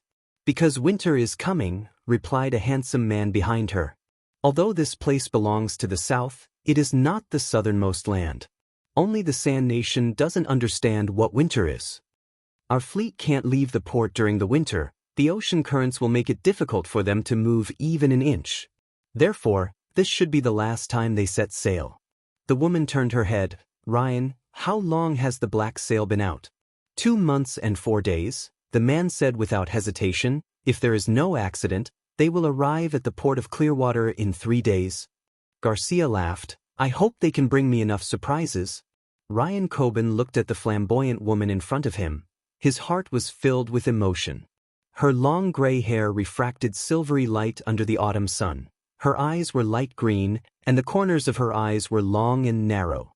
When she stared at people, there was an indescribable sense of oppression. After staying at the seaside for a long time, her skin was slightly rough, not as white as the other women of the royal family, but Ryan didn't care. In his eyes, Garcia's temperament was enough to overshadow any beauty. Unlike the group of inbred idiots in Grey Castle, Princess Wimbledon was a real genius. She had the wisdom and pride of an aristocrat, but she didn't scrupulously abide by the rules like an aristocrat. At this point, she was even a bit like a commoner, full of expectations to break the monotony, full of an adventurous spirit. Of course, no commoner would have the same height and vision as her. Even the Duke and the Marquis would appear short-sighted in front of her. She was able to invest all the trade income of the port of Clearwater into the construction of the fleet, without leaving a single coin in her own treasury. Just this point alone was something that the group of misers couldn't compare to. There is no point in hiding these golden dragon in the cabinet. When you don't use it, it's just like a stone. Only when you spend it, can it reflect its own value. The point is, spending it doesn't mean losing it. As long as you use it properly, the return you get will be far more than its own value. Ryan could still clearly remember the words she said to him. It was almost like an epiphany that broke through the fixed ideas that had been formed in his mind for a long time. Compared to the nobles who spend all day counting how much their savings have increased, Ryan felt that this was the demeanor of a ruler. So he followed Garcia to the port of Clearwater without hesitation. But after arriving here, Ryan discovered that the third princess had done far more than that. She not only had ideas, but also actions. She formulated the black sail plan around this core and carried it out step by step in an orderly manner. As early as 5 years ago, Garcia's forces had already infiltrated the port of Clearwater, preparing to establish the black sail fleet. At that time, Wimbledon III had not yet proposed the battle for the throne. In other words, she was way ahead of all the other heirs. "Come into the house, the wind is getting stronger," said Garcia, tilting her head.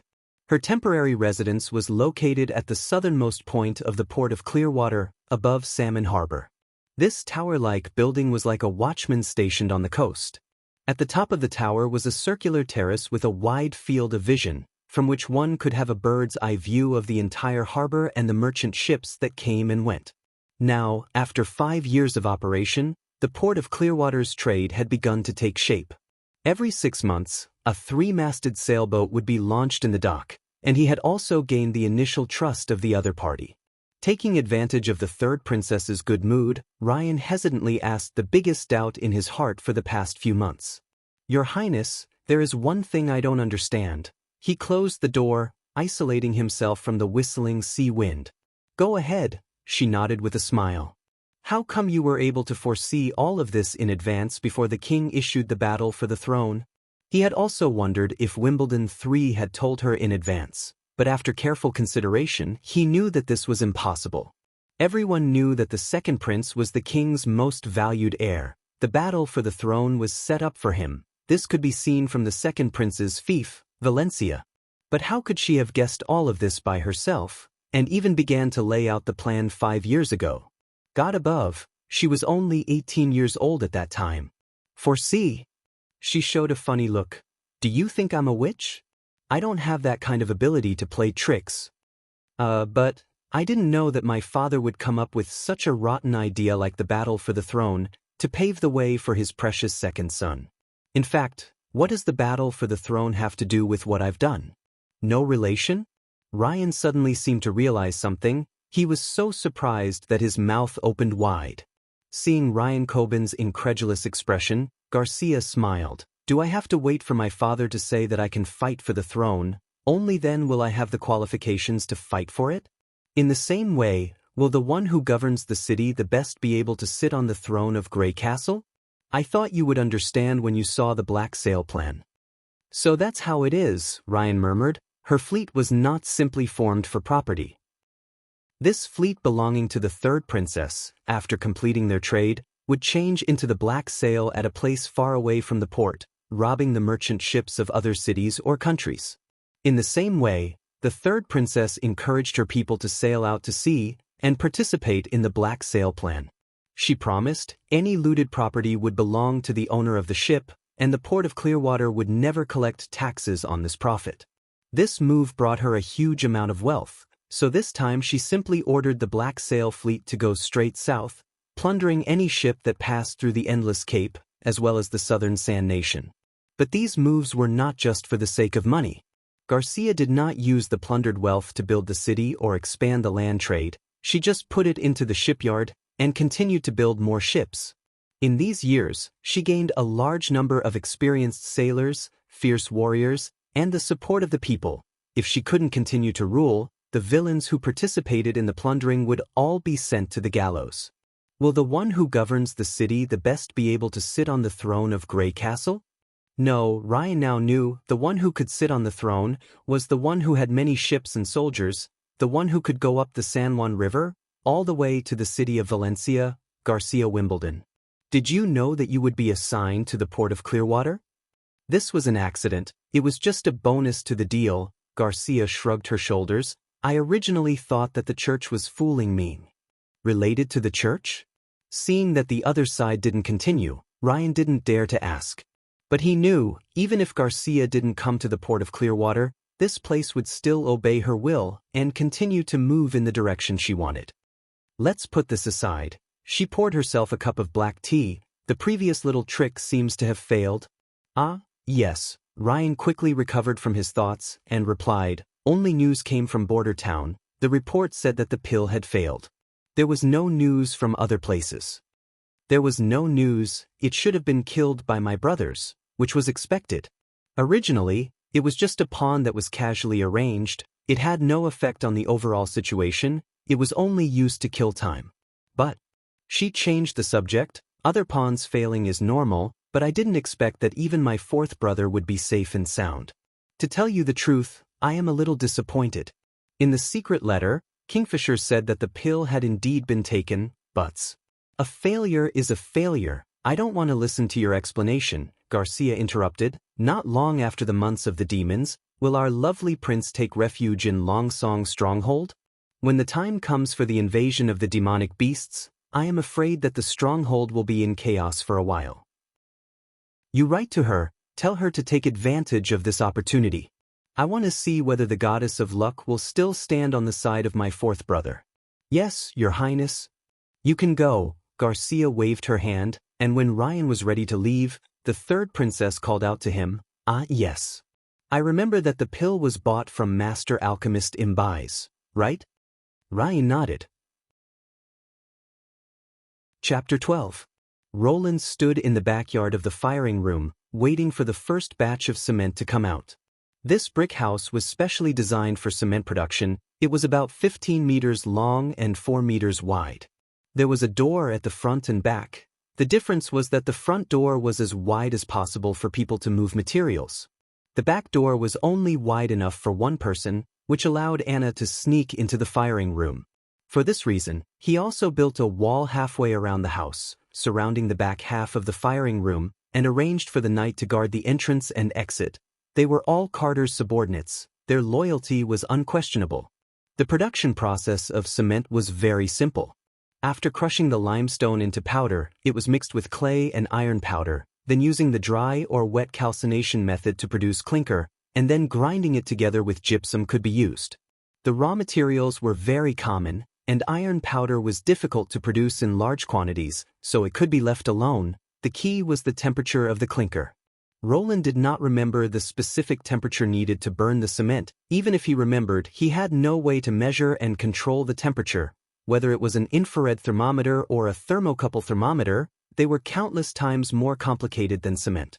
He only knew that the temperature was almost close to the melting point of iron, and the calcination process was also a difficulty in producing cement. In the era of undeveloped smelting technology, maintaining the temperature of the blast furnace had always been a problem that troubled everyone. Ordinary open blast furnaces lost a lot of heat, and it was difficult to maintain the furnace temperature above 1,200 degrees. And the reverberatory furnace also needed a high-temperature resistant liner, so he couldn't think of how to make refractory bricks. The traditional blast furnace was even worse. The temperature could reach the standard, but relying on the long and narrow furnace cavity to calcine the cement, he was afraid that after the months of the demons, it would not be able to produce enough cement. Therefore, the firing room designed by Roland did not have any heating measures. He relied on Anna. The artificially crushed small particles of limestone and clay were mixed with water to form a slurry, which was evenly spread in the firing room. Then the knight locked the door and sent away the handyman. Anna entered from the back door and let the flame roast the slurry on the ground until the iron rods were melted. Roland was a little restless. This was his first step in guarding Border Town. If he could not produce cement, the plan to build a wall in 3 months would just be empty talk. Without the protection of the city walls, no one would be willing to stay in this ghastly place. Whether it was real history or fictional literature, a stable base was essential if one wanted to farm well. Your Highness, can this thing you're talking about really stick the stones together? Carter Lannis, who was guarding Prince Roland, asked. Although the prince told him that this was the latest research result of the Grey Castle Alchemy Workshop, he was still skeptical. After all, those people had never produced any truly reliable alchemy products. Who knows? That's what they say, Roland said as he spread his hands. In this world, alchemy and astrology were known as the sage arts, and they were very popular in many countries on the continent. The royal family would usually train their own alchemists and astrologers for the purpose of refining secret medicines and predicting fate. For ordinary people, these studies were too advanced, so they would blindly believe them. With this in mind, Roland naturally blamed the source of the cement formula on the alchemy workshop. As for whether the chief knight believed it or not, it didn't matter. The flames coming out of the window gradually extinguished. It seemed that the firing was finished. Roland stood up and drove Carter out of the courtyard, waiting alone in front of the brick house's back door. The iron door creaked open, and Anna came out naked. Roland immediately covered her body with a robe and gave her a glass of water. How is it? The witch's face was covered with dust. Although the dust from the wet cement was low, when it was calcined, the hot air would still bring up dust. For her, who couldn't wear a mask, staying inside for dozens of minutes was obviously not too comfortable. She coughed twice and nodded. The mud has turned into ashes. Roland couldn't wait for the temperature to drop low enough. He wrapped a wet towel around his head, grabbed a shovel and went through the back door. The hot air instantly surrounded him, making it difficult to breathe, and the skin on his hands was burning. Fortunately, it didn't take too much time to shovel the ashes, otherwise staying in this environment for a few minutes would cause high-temperature shock. Is this what you want? After Anna put on the witch suit, she stretched out her head and asked. It looks like it. Roland spread out the powder and felt its residual temperature with his fingers. I'll have to try it to know. What's its use? Building houses, building bridges, repairing roads. There are too many places that can be used. If it succeeds, people's homes will not be afraid of the cold, nor will heavy rain and snow be able to destroy them. He patted the little girl's head with his other hand. It's all thanks to you. Anna lowered her head. He didn't know if it was an illusion, but he felt that the girl's breathing became faster. In theory, the fired clinker should be ground with gypsum to adjust its hardening time. But at this time there was no need to think so much. After a short rest, Roland shoveled out 2 more shovels, then called Carter, who was standing outside the courtyard, and asked him to prepare the cement mortar according to the ratio of 3 parts of ash powder and 1 part of river sand. The chief knight didn't mind doing some rough work. For him, doing this kind of work was much better than fighting for his highness in Grey Castle or hooking up with noble ladies.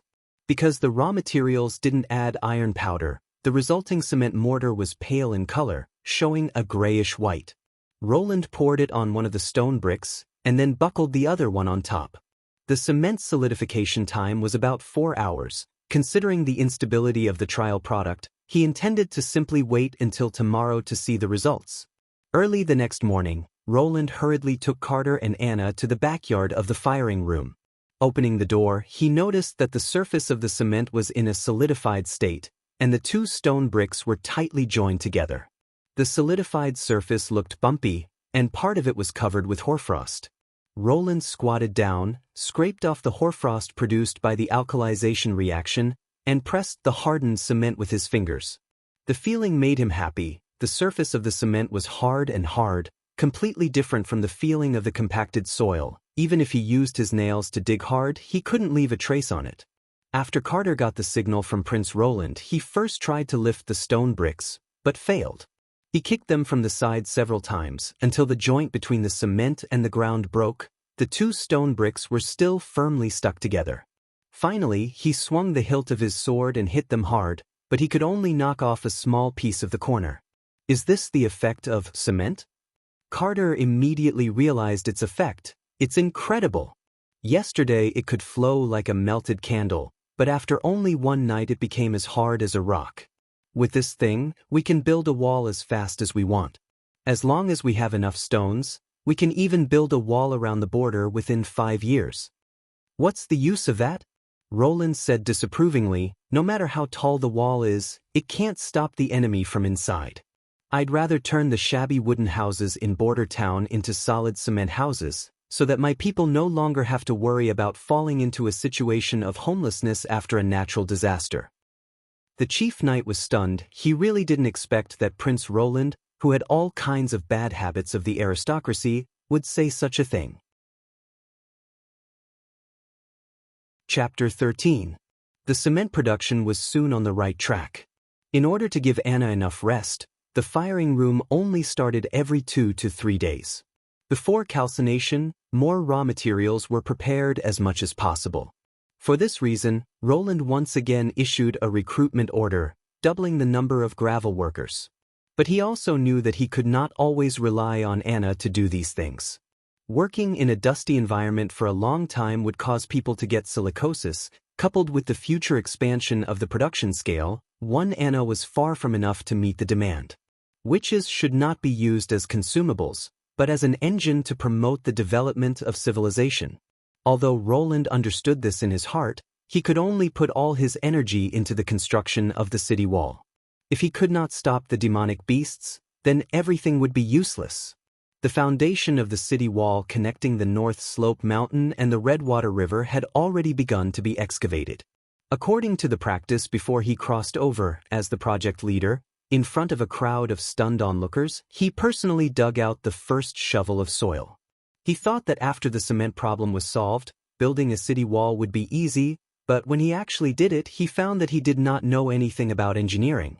How deep should the foundation be dug? How wide should it be? How to solve the uneven location? How to ensure that it was more than 600 meters long and built in a straight line? He had seen a group of young men using instruments and rulers when the municipal road was being built. It seemed to be called a theodolite and a level, right? But here, there was nothing.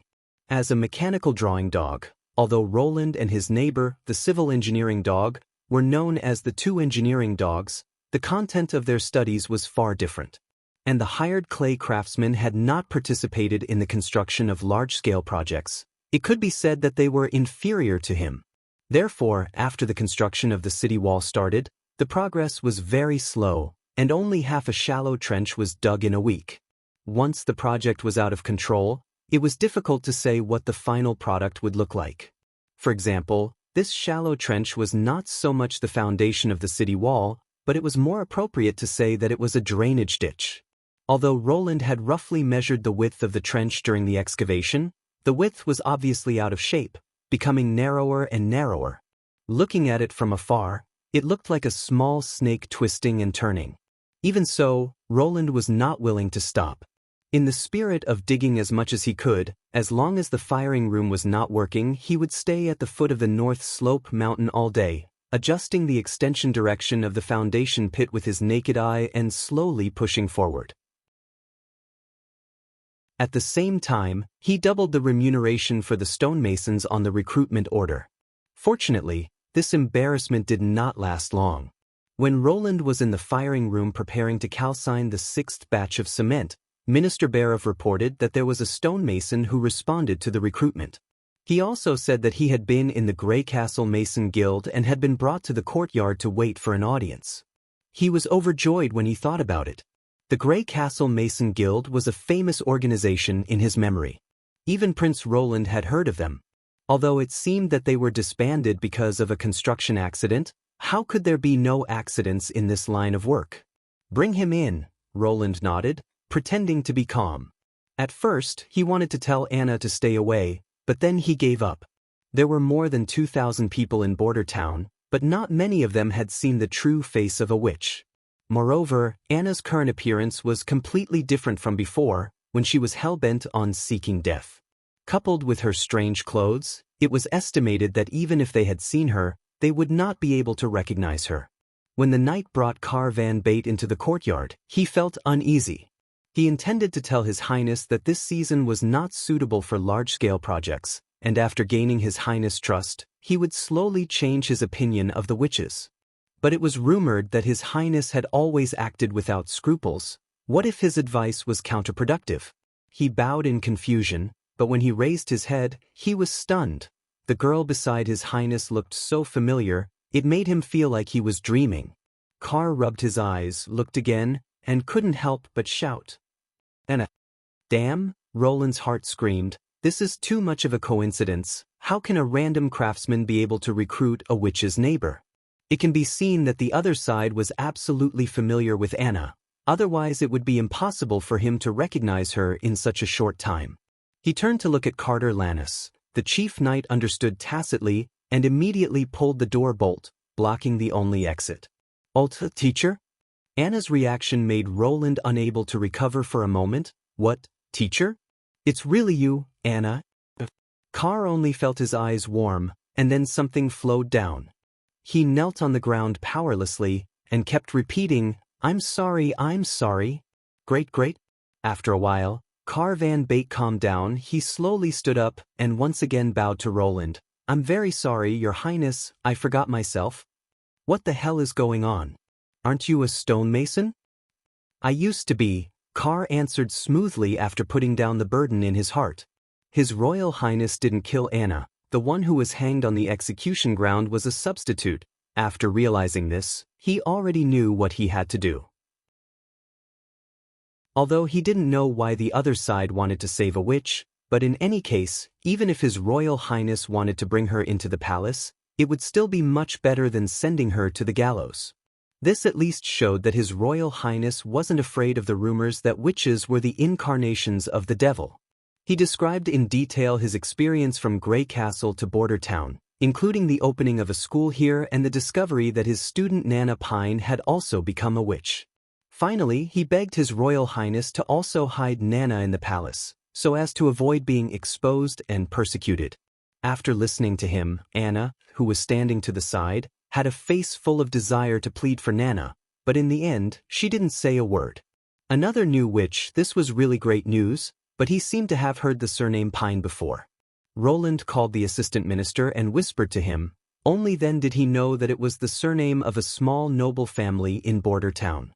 "You can bring her to see me. If she really is a witch, I promise that she won't come to any harm," Roland promised, "but I can't take her away from the Pine family, especially if she hasn't been threatened by her family.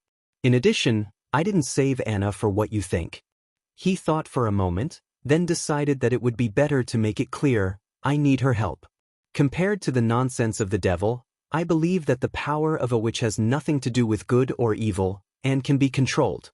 So whether it's Anna, Nana, or any other witch, as long as they haven't done anything illegal, I won't consider them guilty."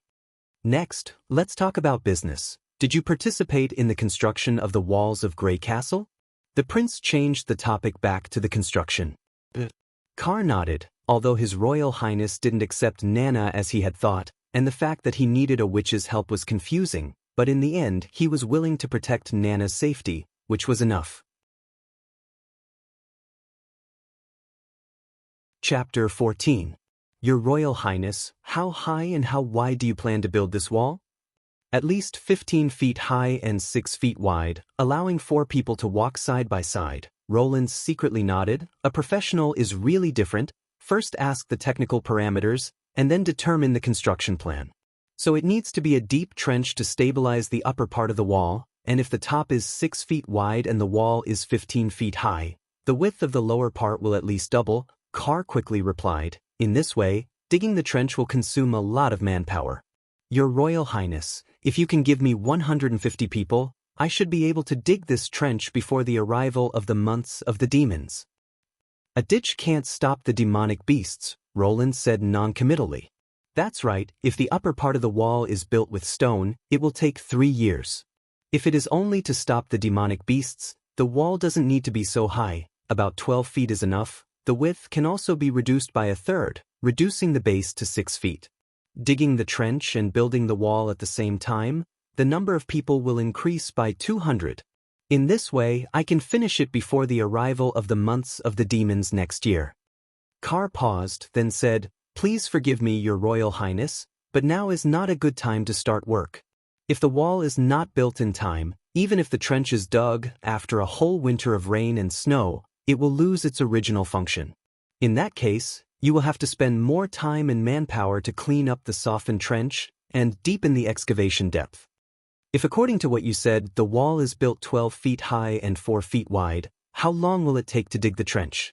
"It should take a month and a half," Carr replied. "Then do it according to this plan, digging the trench and building the wall at the same time, before the arrival of the months of the demons." Roland waved his hand to interrupt what Carr wanted to say. "I know what you are worried about. First look at this, the latest work from the Grey Castle Alchemy Workshop." He naturally did not have time to glue the stone bricks again to show the stonemason, so he just pulled out the 2 pieces he had glued before and showed them.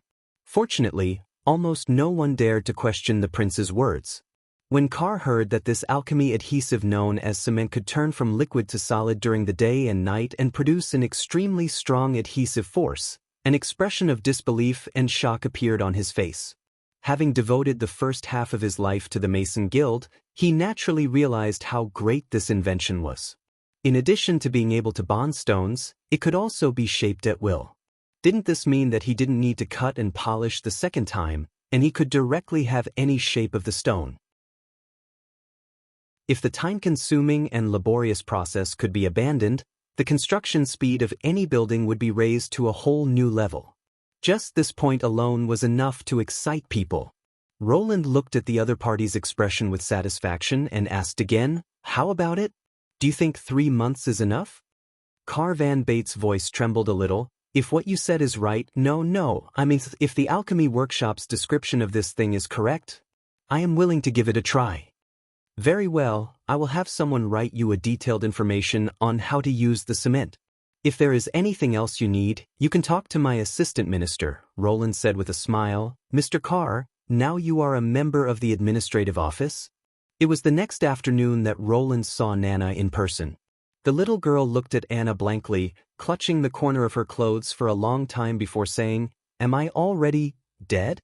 When he saw her for the first time, Roland had to admit that the power of witches not only gave them magical abilities, but also changed their appearance and temperament to a certain extent. She and Anna were completely different types, but they both had a unique charm. This feeling had nothing to do with age, nor did it have anything to do with living conditions. Even when Anna was waiting for her death in prison, the radiance she emitted was still the same. Looking through all his memories, whether it was a street prostitute in Grey Castle or a well-educated noble lady, he had never had such a feeling. If he had to describe it, putting them together with the witches was like seeing colorful characters in a black and white photo. Car Van Bate, who brought her here, tactfully excused himself, leaving only Roland, Anna, and Nana in the palace garden. "You are not dead, and Anna is also alive and well," Roland said while holding back his laughter. "I am the 4th Prince Roland Wimbledon, and you are—" "I am Nana Pine," the little girl said, her expression coming back to life when she heard that she was not dead. She ran straight to Anna's side and chattered with her, completely ignoring Roland's identity as the Prince of Grey Castle. Roland naturally would not argue with a 14 or 15-year-old girl. He sat down by the round table, poured himself a glass of ale, and enjoyed the daily life of the two witches. Anna was obviously not used to the other party's familiarity. She would only respond once Nana said a dozen words. Then again, Anna was only 17 years old, but she already had the feeling of a big sister. Roland could not help but think, when she grew up, how outstanding would she become? When Nana gradually slowed down, he coughed twice and opened his mouth to ask, "Miss Pine, I heard from your teacher that you have awakened as a witch?" Compared to the majority of people who said that they had fallen to become a witch, Roland preferred the word awakens. He was not naive enough to think that all witches were pure and flawless, and that those with evil intentions would only cause more damage after obtaining power. This was the same as a weapon. It could create violence, but it could also resist violence. The key was who held the weapon. Perhaps the church's propaganda of the witch massacres was based on facts, but it was too unfair to take this as evidence of the witches' crimes. Nana's expression stiffened, and she asked in a low voice, "Will you hang me?" "No, of course not. Those who go to the gallows are heinous criminals. You are not, and neither is Miss Anna, so you don't have to worry about this." She took a deep breath and nodded. "I'm not sure. My teacher said that witches are seduced by the devil, and only then do they have the power of the devil, but I have never seen a devil, right?" "When did you discover that you were different?" "About a week ago," Nana muttered. "I saw a bird break its leg, and I wanted to help it. I felt something run out of my hand." "Something ran out?" Roland asked, "and then?" "Well, it suddenly surrounded the bird, like a mass of sticky water." Nana tilted her head and recalled, "And then the bird's leg was healed." "Is her power a healing type?" Roland's heart thumped. He was very clear about what this ability meant. In the absence of antibiotics, modern medicine, and in the era of trauma and infection, the ability to quickly heal the wound was equivalent to an extra life. This ability did not play a big role in promoting the progress of the whole civilization, but for an individual life it was amazing. Chapter 15. Seeing the night leave, Roland returned to the table. "You can cure small animals. Why do you still think witches are evil?" "My teacher said that witches can do things that ordinary people can't. Sometimes they don't seem bad, but it's a trap set by the devil to lure more people." The girl's voice lowered. I really haven't seen the devil, I swear. Of course you haven't seen it, it's just the church's lies. Your teacher was also one of the deceived people, Roland comforted. The church deceives people? Nana opened her mouth wide. Why? Roland shook his head and didn't explain. Even if he said it, they wouldn't be able to understand. When civilization has not developed to a certain extent, this kind of strange thing will always happen. Even without the motivation of interests, people will automatically attribute natural disasters, man-made disasters, or incomprehensible phenomena to the imaginary people behind the scenes. As far as history is concerned, most of the blame is borne by women. But in this world, witches have real power of unknown origin, so it is easier for them to become the church's target. Think about it, it is impossible for the church to ignore this kind of phenomenon. They can either confer all witches as saintesses, saying that this is a gift from God, or hunt witches, saying that they are the devil's spokesman. However, once they choose the former, the prestige of the monotheistic religion will be greatly affected, because the appearance of witches has nothing to do with the church. If the church that believes in other gods also confer witches as saintesses, then everyone is the chosen one, then whose God is the only true God? The premise for the coexistence of polytheistic religions is that the gods really exist and can restrict each other. Since God doesn't exist, they are all symbols made up by words, so why should they share this world? Therefore, any monotheistic religion will claim that they believe in the true God. For the heathens, there is only one way to go, and that is to destroy the body. Similarly, they can only choose the latter, and spare no effort to attack witches. This has nothing to do with preference, it is only for the benefit. There is a live chicken in the castle kitchen, and when the knight came with its wings, it was still kicking. What happened next left Nana dumbfounded. Roland took out a silver knife from his waist and gave it to the knight to stab the chicken. After stabbing it, it would ask Nana to come up and heal it. After healing it, it would change the method to continue, and so on. When the chicken that had been tormented for a long time finally died, Roland had a general understanding of Nana's ability. She could restore damaged parts, including cuts, fractures, and bruises. If a part was completely missing, such as a chicken claw that had been cut off, she would not be able to grow a new claw.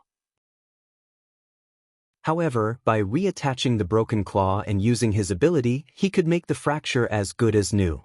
In the end, she had no way to reverse life and death. Once the chicken died, her treatment would be ineffective. During the entire treatment process, Roland did not see that sticky water she described. She simply placed her hand on the chicken's wound, and the wound healed at a speed visible to the naked eye. After a series of experiments, Nana's physical consumption was not large, at least she was not sweating like Anna when she was training. The only one who was dissatisfied was Nana herself. She felt that treating the chicken like this was too much. So much so that she kept staring at Roland with a pout until the end of the experiment. Well, don't stare, come eat something. Roland saw this and had to use the summon afternoon teach trick to divert her attention. This trick was tried and tested with Anna. He thought that few girls of her age could resist the temptation of delicious desserts. But it turned out that Nana's performance in front of the exquisite pastries was not much better than the former. After eating the pastries, Roland asked someone to send Nana away. Anna asked puzzledly, "Why didn't you keep her? She is a witch like me, right? She still has a family, and her family has not yet found out that she is a witch." Anna whispered, "It's just a matter of time." "Yes, it's just a matter of time," Roland sighed, "so a little later is a little later." "Do you miss your father?" She shook her head. Her eyes, as calm as the surface of a lake, did not have a trace of ripple. It seemed that being betrayed by her father had completely disappointed her. But even if she had no family, she still had friends. "Nana will come often. In fact, I plan to let her come here every 2 days to practice her ability." Hearing this, she blinked her eyes and nodded quickly. "Do you want to be like her? Go back to Teacher Carr's academy and study with other children?" Anna did not answer, but he felt that he had heard the voice in her heart. "This situation will not last long. As long as I am here, you will eventually be able to live like ordinary people. No one will catch you and send you to the gallows." "This day will come," Roland said word by word, "I promise." Since Car Van Bate took over the project, Prince Roland suddenly became idle. Every afternoon he stayed in the castle garden, accompanying Anna or Nana to practice. Now Anna did not need to prepare extra clothes for training. Even if each of her fingers jumped up in flames, she could skillfully operate them and would not accidentally ignite her witch's hat like before. Nana also changed into a witch's uniform, and although she was reluctant to practice, for the sake of afternoon tea, she still pursed her lips and obediently did it. Watching the two witches wandering in the yard, Roland's wicked interest was greatly satisfied. Occasionally he would go to the foot of the North Slope Mountain to see the progress of the project. After more than 2 weeks of construction, the city wall had been built about 100 meters. In the era without a theodolite to measure distance, Carr directed the craftsmen to use a wooden pole at the same time every day, according to the shadow of the sun to determine the distance and straightness. A watchtower was set up every 10 poles to stabilize the city wall. Such a large-scale use of manpower naturally attracted the attention of the nobles in the town, but in addition to asking Bhairav about the situation, there was no other movement, as if this matter had nothing to do with them. Roland did not care about this. These people's family business was in Longsong Stronghold. They would definitely not stay here to help him guard Border Town. He could even imagine this group of people privately gathered together to laugh at him for overestimating his capabilities. Not only the nobles, but also the merchants. In the past, the peddlers who bought animal fur in Border Town, after seeing that there was nothing to buy this time, began to set off one after another to return to Longsong Stronghold. Naturally, they vented their dissatisfaction towards returning empty-handed on Roland, the ruler of the country. The rumor that Roland Wimbledon, the 4th Prince of Grey Castle, was stupid and ignorant before the arrival of the months of demons had already spread along the Redwater River. At this time, perhaps no one thought that he could defend the town, and most people did not even think about it. After all, the 4th Prince left the impression that he was not brave enough to fight. No matter what he tossed around, in the end, he would have to obediently return to Longsong Stronghold to take refuge. Chapter 16. The fire in the fireplace was burning brightly, dispelling the chill that seeped through the cracks in the doors and windows. On the top of the fireplace hung a deer head with a huge horn. Under the light of the fire, the reflection of the horn on the wall behind him looked like a huge claw. Opposite him was a long dark red wooden table, which was covered with parchment scrolls and books, most of which were administrative orders waiting to be signed. Usually, Roland handled official business here. Since the transformation of the 3rd floor of the castle into an office, he gradually fell in love with it. Through the floor-to-ceiling window behind him, he could see the town extending in front of him, and at the end of it was an endless mountain range. It was the impassable mountain range that almost pierced through the continent, separating the kingdom of Grey Castle and the barbarian land on the east and west sides. The North Slope Mountain was just a branch of the impassable mountain range. At his feet, he could see the garden surrounded by a wooden fence. The wooden shed used for Anna's training had been demolished, and the brick pool had been turned into a long table for the convenience of placing tableware during afternoon tea. If the weather was good, he would go down to bask in the sun, or lie down on the custom-made rocking chair to take a nap. Although the castle was not big, it could still be regarded as a medium-sized villa with an independent garden.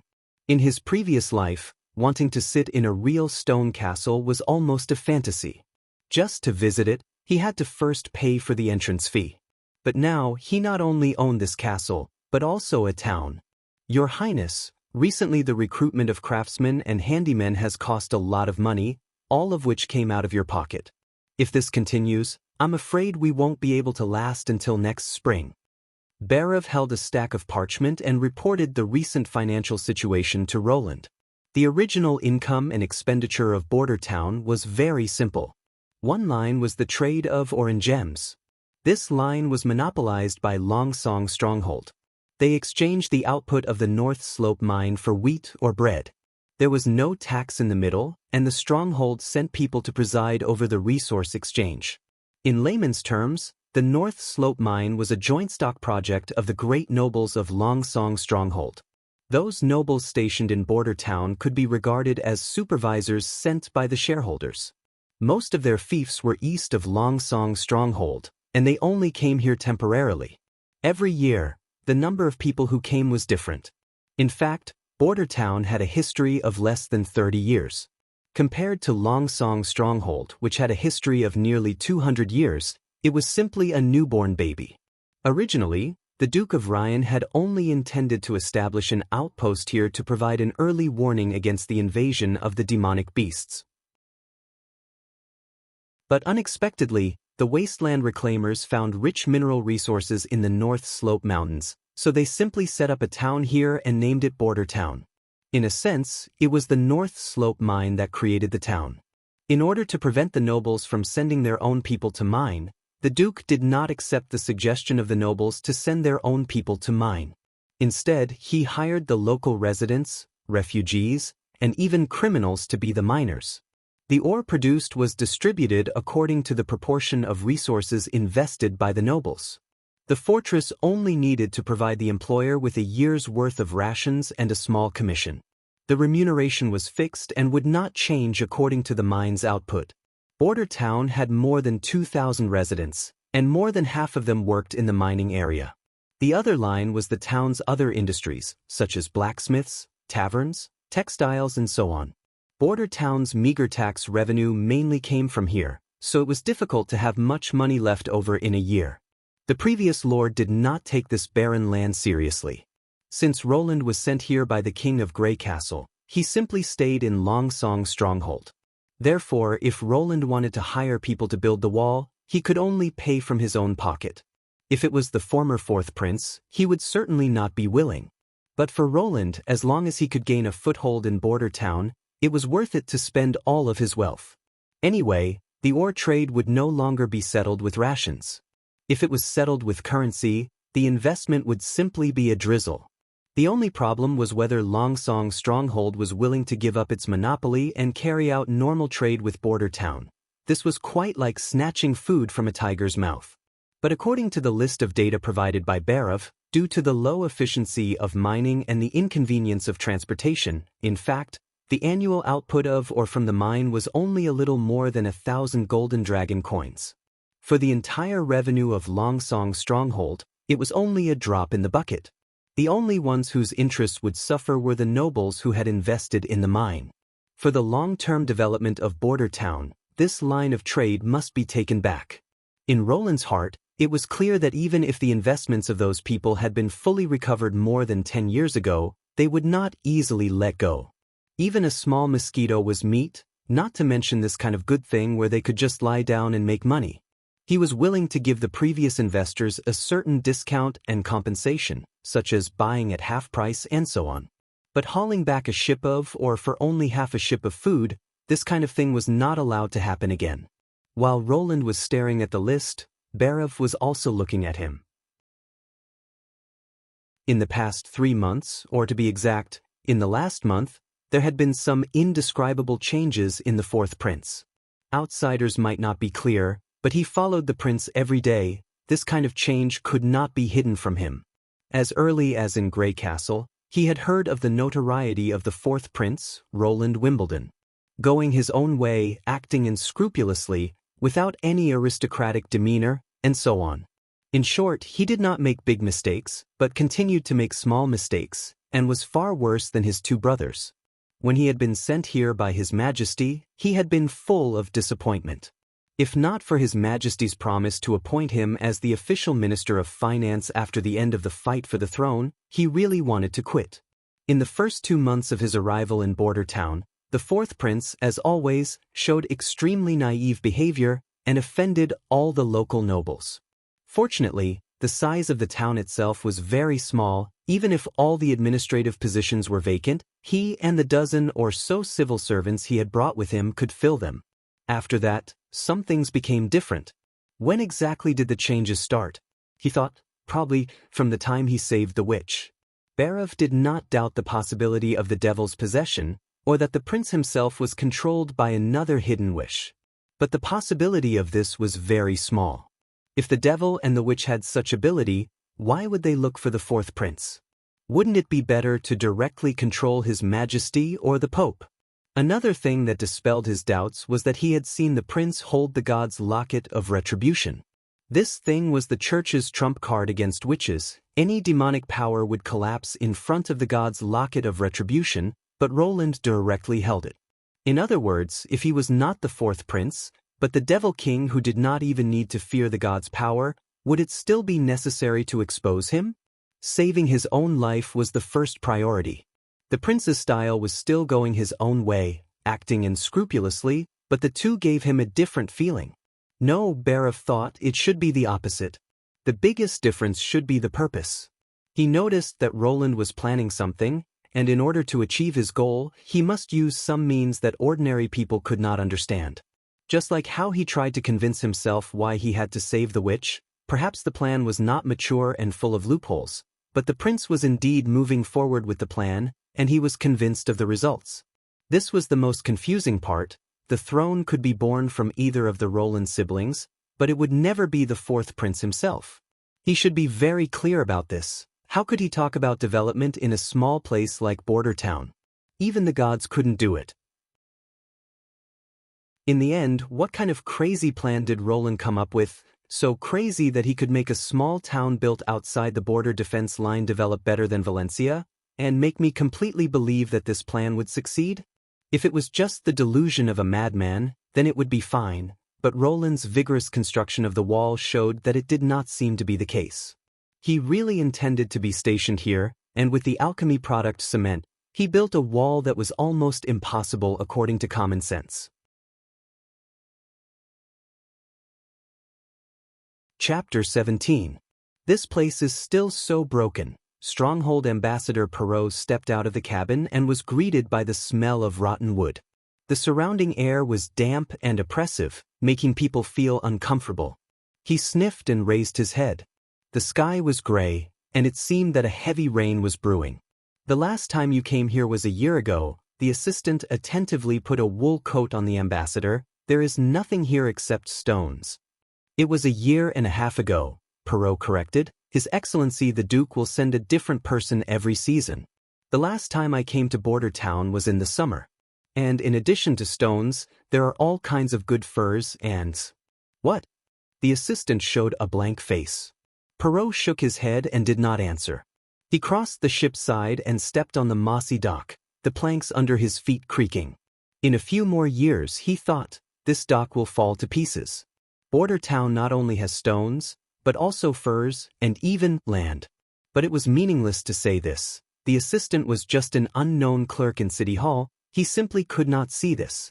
Between Border Town and Longsong Stronghold was a large area of uncultivated land. One side was the impassable mountain range, the other side was the Redwater River, just like a long and narrow corridor. As the outpost of Longsong Stronghold, if it assumed the responsibility of the line of defense, a large area of land in the middle would fall into the hands of Longsong Stronghold. They were not cultivated, so they could be planted many times without fallow, and with the natural barriers on both sides, it would not take much effort to eat them. This could solve a series of problems caused by the increasing population of Longsong Stronghold, and Border Town would become a part of Longsong Stronghold, instead of being separated into two independent territories like it was now. The only drawback was that it needed 3 to 5 years of operation and a large amount of upfront investment. Unfortunately, when it came to investment foresight, most nobles were not as good as a bad businessman. Hey, why is the yard empty? The assistant pointed to an empty space in the distance and said, shouldn't they have prepared the ore? Perrault sighed softly. Let's go to the castle to see His Highness. Wait. Mr. Ambassador, don't you wait for their reception team? He didn't know if there were any, he thought, but he didn't say it out loud. Let's go. The stables are just ahead. Now, the trouble of being divided into two independent territories had obviously come. The king's decree for the throne had thrown the fourth prince into this desolate place. What would a normal noble or royal disciple do?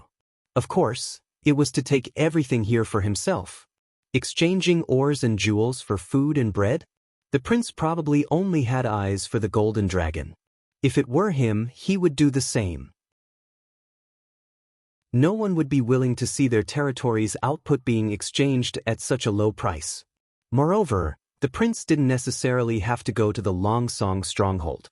Most of the people in the family had forgotten the fact that the Redwater River didn't only pass through the Longsong stronghold.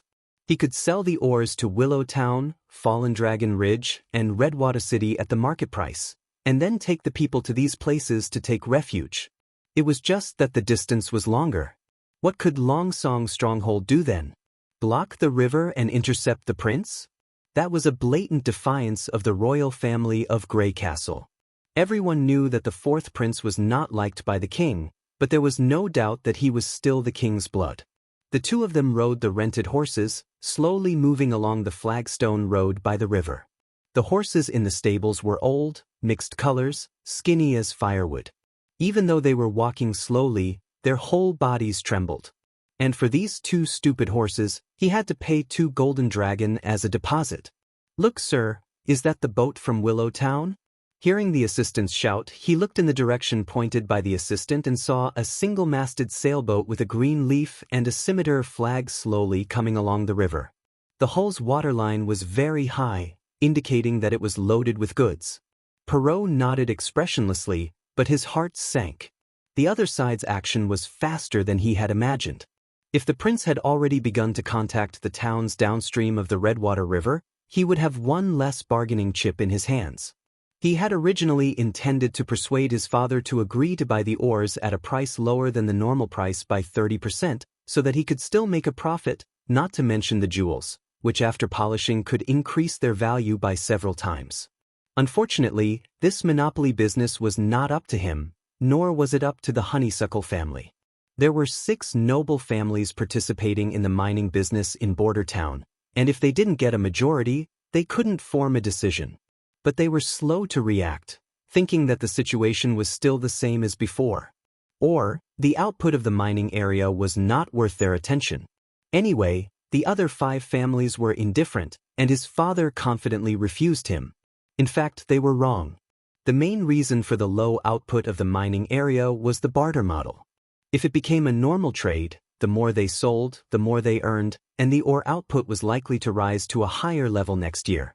If they talked about the previous monopoly plan, it was very likely, no, it was definitely impossible to achieve. Perrault thought, from the empty dockyard, it could be seen that the prince did not intend to exchange these stones for inferior wheat. He had already contacted other buyers. If he still wanted to control this trade line, the 30% discount was his last bargaining chip. The distance between Willow Town and Border Town increased the cost of ore transportation, and Willow Town had more than one source of ore, so the price they offered was likely to be lower than the market price by half. As for Fallen Dragon Ridge and Redwater Castle, they would only offer a lower price, so that the fourth prince might agree to let Longsong's stronghold monopolize, especially the gem trade. But the problem was, if he signed the contract on his own initiative, would his father agree?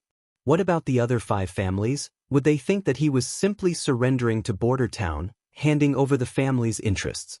After all, in their eyes, Border Town was still under the control of their own people in Longsong's stronghold, and it was nothing more than a pasture for them to take whatever they wanted. The two slowly crossed to the castle in the southeast corner of the town. It was not the first time for Perrault to come here, but this time, the owner had changed. When the guards saw the ambassador's certificate, they immediately went in to inform the lord. The fourth prince, Roland Wimbledon, quickly summoned Perrault. When the two were led into the reception hall, the prince was already waiting in the main seat. "Mr. Ambassador, please sit down." Roland clapped his hands and asked the maid to serve a sumptuous meal. There was a whole roast chicken, a wild boar's leg stewed with mushrooms, bread and butter, and a large bowl of vegetable soup. Obviously, in this border area, the personal enjoyment of the royal children was not the slightest bit affected. Perrault naturally would not be polite. From Longsong's stronghold to Border Town by water, even if the wind was favorable, it would still take 2 days. If it was a multi-masted cargo ship, it would be even slower, it would take 3 to 5 days. There was no kitchen on the ship, so they generally ate their own dried meat strips or wheat cakes. Seeing the steaming dishes, he felt his own saliva surging in his throat. However, many years of aristocratic cultivation allowed him to maintain perfect dining etiquette. On the contrary, His Highness' table manners were much worse, especially when it came to the use of knives and forks. Perrault noticed that in addition to the knife used by the fourth prince when cutting meat, all other actions were completed with a pair of small wooden sticks. And it seemed that 2 wooden sticks were much more convenient than forks. What do you think? When the meal was almost over, Roland suddenly asked. What? The ambassador did not come back to his senses for a moment. The other side shook the wooden stick in his hand, and without waiting for Perrault to answer, he said directly, an iron fork, for most people, is a luxury, not to mention a silver fork. But if you use your hands to eat, it is easy to eat dirty things together with it. You know that diseases come from the mouth, don't you? The ambassador did not know how to answer. He did not quite understand the meaning of diseases come from the mouth, but according to the previous sentence, it probably meant that if dirty things stuck to the food, it would be easy to get sick. But everyone lived like this, and he did not see anyone die because of this disease. A pair of oak sticks, in the concealing forest, there are as many as you want, it is clean and easy to get. I intend to promote this in the town. The prince took a sip of wine. Of course, now my people have almost no meat to eat, but it will slowly get better.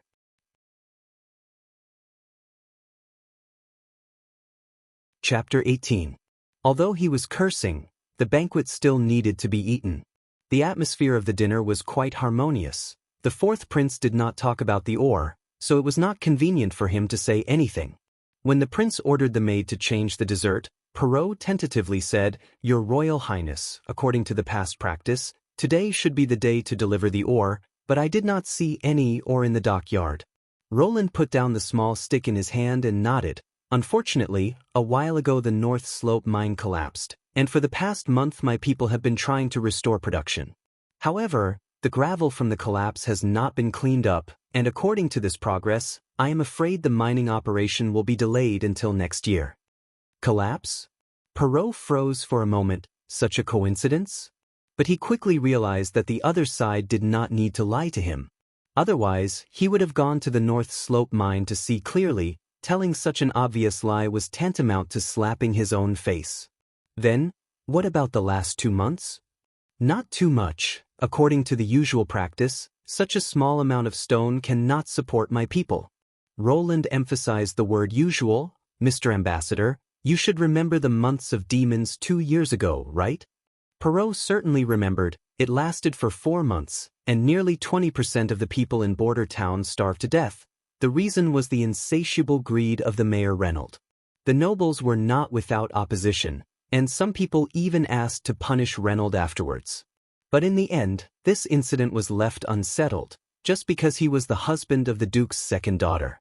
Now that the prince mentioned this matter, Perrault's heart raised a bad feeling. This time it is even worse, Roland sighed. If the previous delivery method is followed, I am afraid we can only exchange for 2 months of wheat. My people cannot survive the winter, sir. The old way of trade must be abolished. Perrault opened his mouth, but did not know how to refute. He was not a professional diplomat. In the face of such a good reason, he really could not find a problem, so he had to delay. Your Royal Highness, I express my regret for this matter. This time there will not be a repeat of the previous tragedy. I will let the 6 families jointly lend a month of food. Your people can wait until the next year to restore production and slowly repay. If I sell to Willow Town, I don't have to repay slowly. But, no buts, Roland interrupted. They are willing to use the Golden Dragon to buy stones, and at the same time sell wheat, cheese, bread, honey at the market price.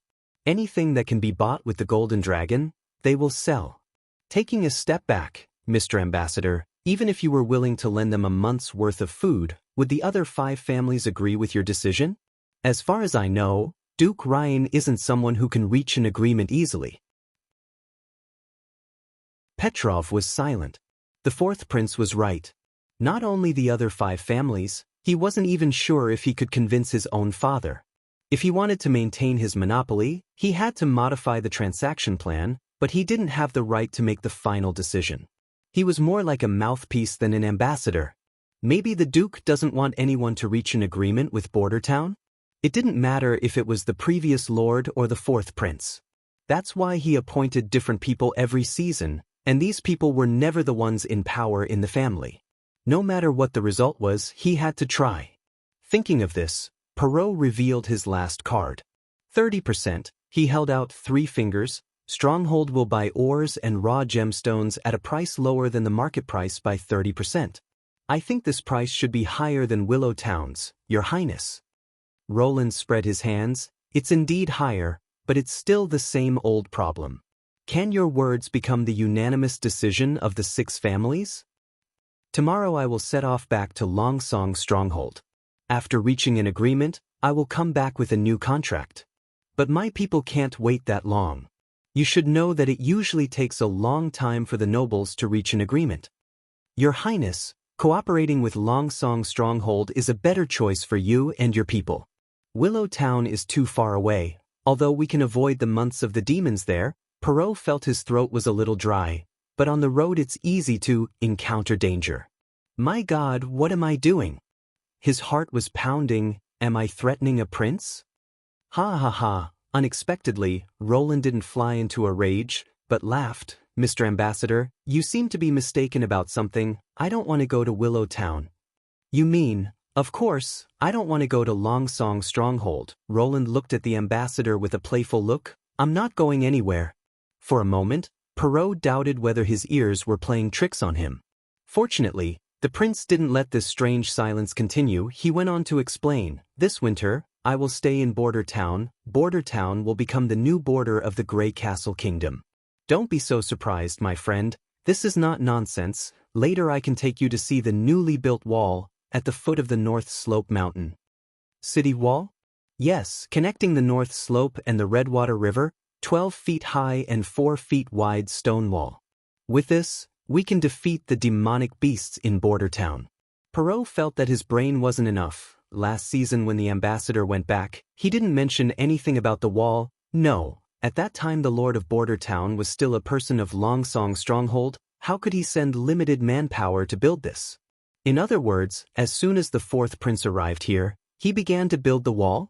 Even so, it has only been 3 months. What can be built in such a short time?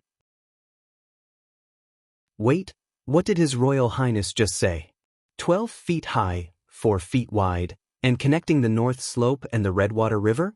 Perrault estimated in his heart, such a scale of the wall would take several years to complete. First of all, he didn't have enough stonemasons to cut the stone.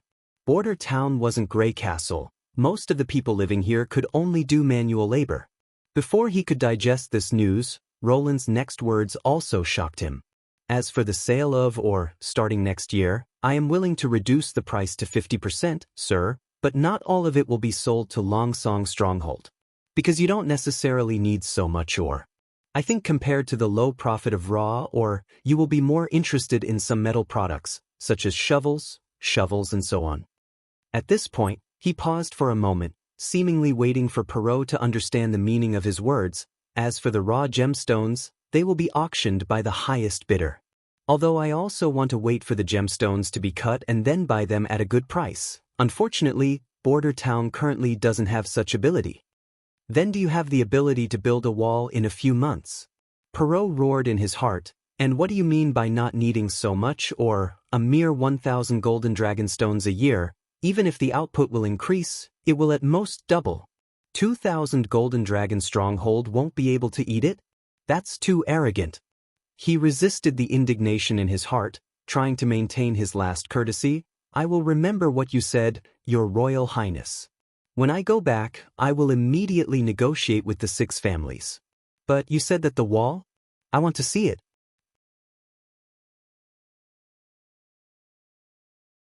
Chapter 19.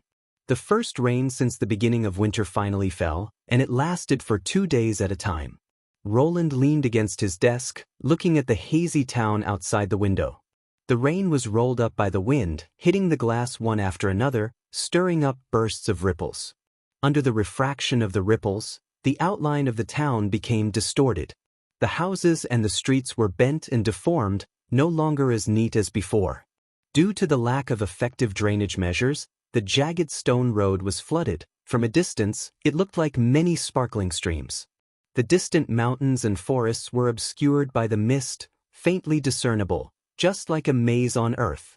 If such a scenery was placed in modern times, it would certainly be a tourist attraction, but today, what Roland wanted to see was a steel and concrete jungle. When it rained, the construction of the city wall had to stop, which made his joy of successfully dissuading the stronghold emissary from the day before yesterday fade a bit. You just said that the air around us is composed of many kinds of gases, is that true? A clear voice interrupted Roland's thoughts. Anna blinked her beautiful blue eyes and asked, "Ahem, Miss Anna, when you call His Highness, you should use honorifics," the chief knight reminded her. "Don't be so particular." Roland turned around. "She is now my student." Taking advantage of the rain, he called the two witches and Carter to listen to his class. Yes, he decided to open a class of popular science. The stonemason Carr's school inspired him. Even a stonemason can open a school, let alone a dignified mechanical engineering dog. Why would there be discrimination? Wasn't it because of ignorance? Universal education in any era was the most effective means to promote the development of civilization. He originally wanted to call the assistant minister, but the other party was busy with government affairs, so he politely declined. For some reason, Roland felt that after winter, Barov was particularly motivated, almost single-handedly taking over the daily management of Border Town. Hearing that there was new knowledge to learn, Anna immediately became radiant. Her eyes seemed to be suffused with light. Nana was very happy to see that she didn't need to treat the various experimental animals. Carter, on the other hand, held an expression that said, "Since I have nothing to do, I might as well accompany you in your nonsense." But not long after the class started, the knight's gaze became unfocused. Nana also looked confused, staring at the words, nature and science in a daze. Although Anna didn't seem to understand, she still tried hard to remember everything she heard. Roland had no choice but to pause and let the three of them digest it for a moment. In response to Anna's question, he smiled and nodded. "Of course, although they look the same." "Your Highness, I don't understand." "Since they all look the same, how do you know they are different gases?" Carter expressed his doubts. "I can prove it to you." Roland knew that if he were to explain it in words, most people would be confused by these mysterious theories. He decided to excite them with a simple experiment. A candle, a glass cup, a wooden basin, and a bowl of clear lime water. These were the things he had prepared in advance. Although the glass cup at this time was light brown and not as transparent as the beakers of the later generations, it was still enough. After all, this simple experiment did not require observation of the process of change. Roland had already done it once in advance, and the results of the experiment proved that although there was magic in this world, the rest of the laws of nature were still the same as on Earth. He let Anna light the candle and then put it in the wooden basin. Combustion consumes a kind of gas, and this gas is closely related to all life. If we stop breathing, we will become like this candle. Pay attention. Roland put the glass cup on the candle, the flame swayed twice, and soon went out. "It has exhausted the air, Your Highness. This is not surprising," the chief knight said disapprovingly. "Without air, of course we will die, such as falling into the water." Nana nodded again and again. "So, do you think there is nothing left in the cup?" Roland asked while pouring the lime water into the wooden basin. The water quickly covered the mouth of the cup and finally stopped at half of the cup. This experiment was so classic that most primary school teachers liked to use it as an introductory experiment for natural interest classes. Roland still remembered the teacher's demonstration and explanation on the table, which gave him a sense of shock, and from then on he embarked on the road of science and engineering. He gently lifted the corner of the cup and saw a few bubbles instantly drilled out of the mouth of the cup, rising to the surface. Then the clear lime water became slightly turbid, and a little white suspended matter slowly spread out from the mouth of the cup. If there is nothing in the cup, we will not see the bubbles and the change of the water surface. This means that the air contains at least two different gases. In fact, the candle only consumes a part of the air, and the other part is unable to participate in the combustion. Although it is colorless and odorless like the former, its nature is completely opposite. It seems to be the case. Carter thought for a long time before he understood the relationship between the two, But what is the use of knowing this? If we can obtain the former gas, we can make the flame burn longer, and similarly, if we obtain the latter gas, we can quickly extinguish the flame. Anna suddenly said. What a genius, Roland praised in his heart, although there was a small error, but from the different properties of the gases, she was able to immediately associate the separation and purification of the use. This idea was definitely a genius level. It must be known that she had not received any systematic modern education. Being able to quickly think of this was enough to show that her logical ability was beyond ordinary people, at least far better than his own chief knight. That's right, since human beings learned to use fire, they have been separated from animals, and the origin is just an accident. Perhaps it was the lightning that ignited the trees, or perhaps it was the sparks from the impact of the stones that caused the fire. But if no one noticed this, no one tried to use it, we would still be like beasts, he said patiently. The purpose of this experiment is to tell you that curiosity and thinking are the driving forces of human progress. There are many such potential forces in nature, just waiting for us to discover and use them. After saying this, Carter still had a doubtful expression, and Nana belonged to the type who did not understand, but still felt that it was awesome, her eyes staring straight at Roland. Only Anna lowered her head, as if she was thinking about something. Well, Roland sighed. Indeed, an idea that was too advanced would not bring shock, it would only make people feel confused. The height of their thinking determined that it was impossible for them to understand the power of that kind of power.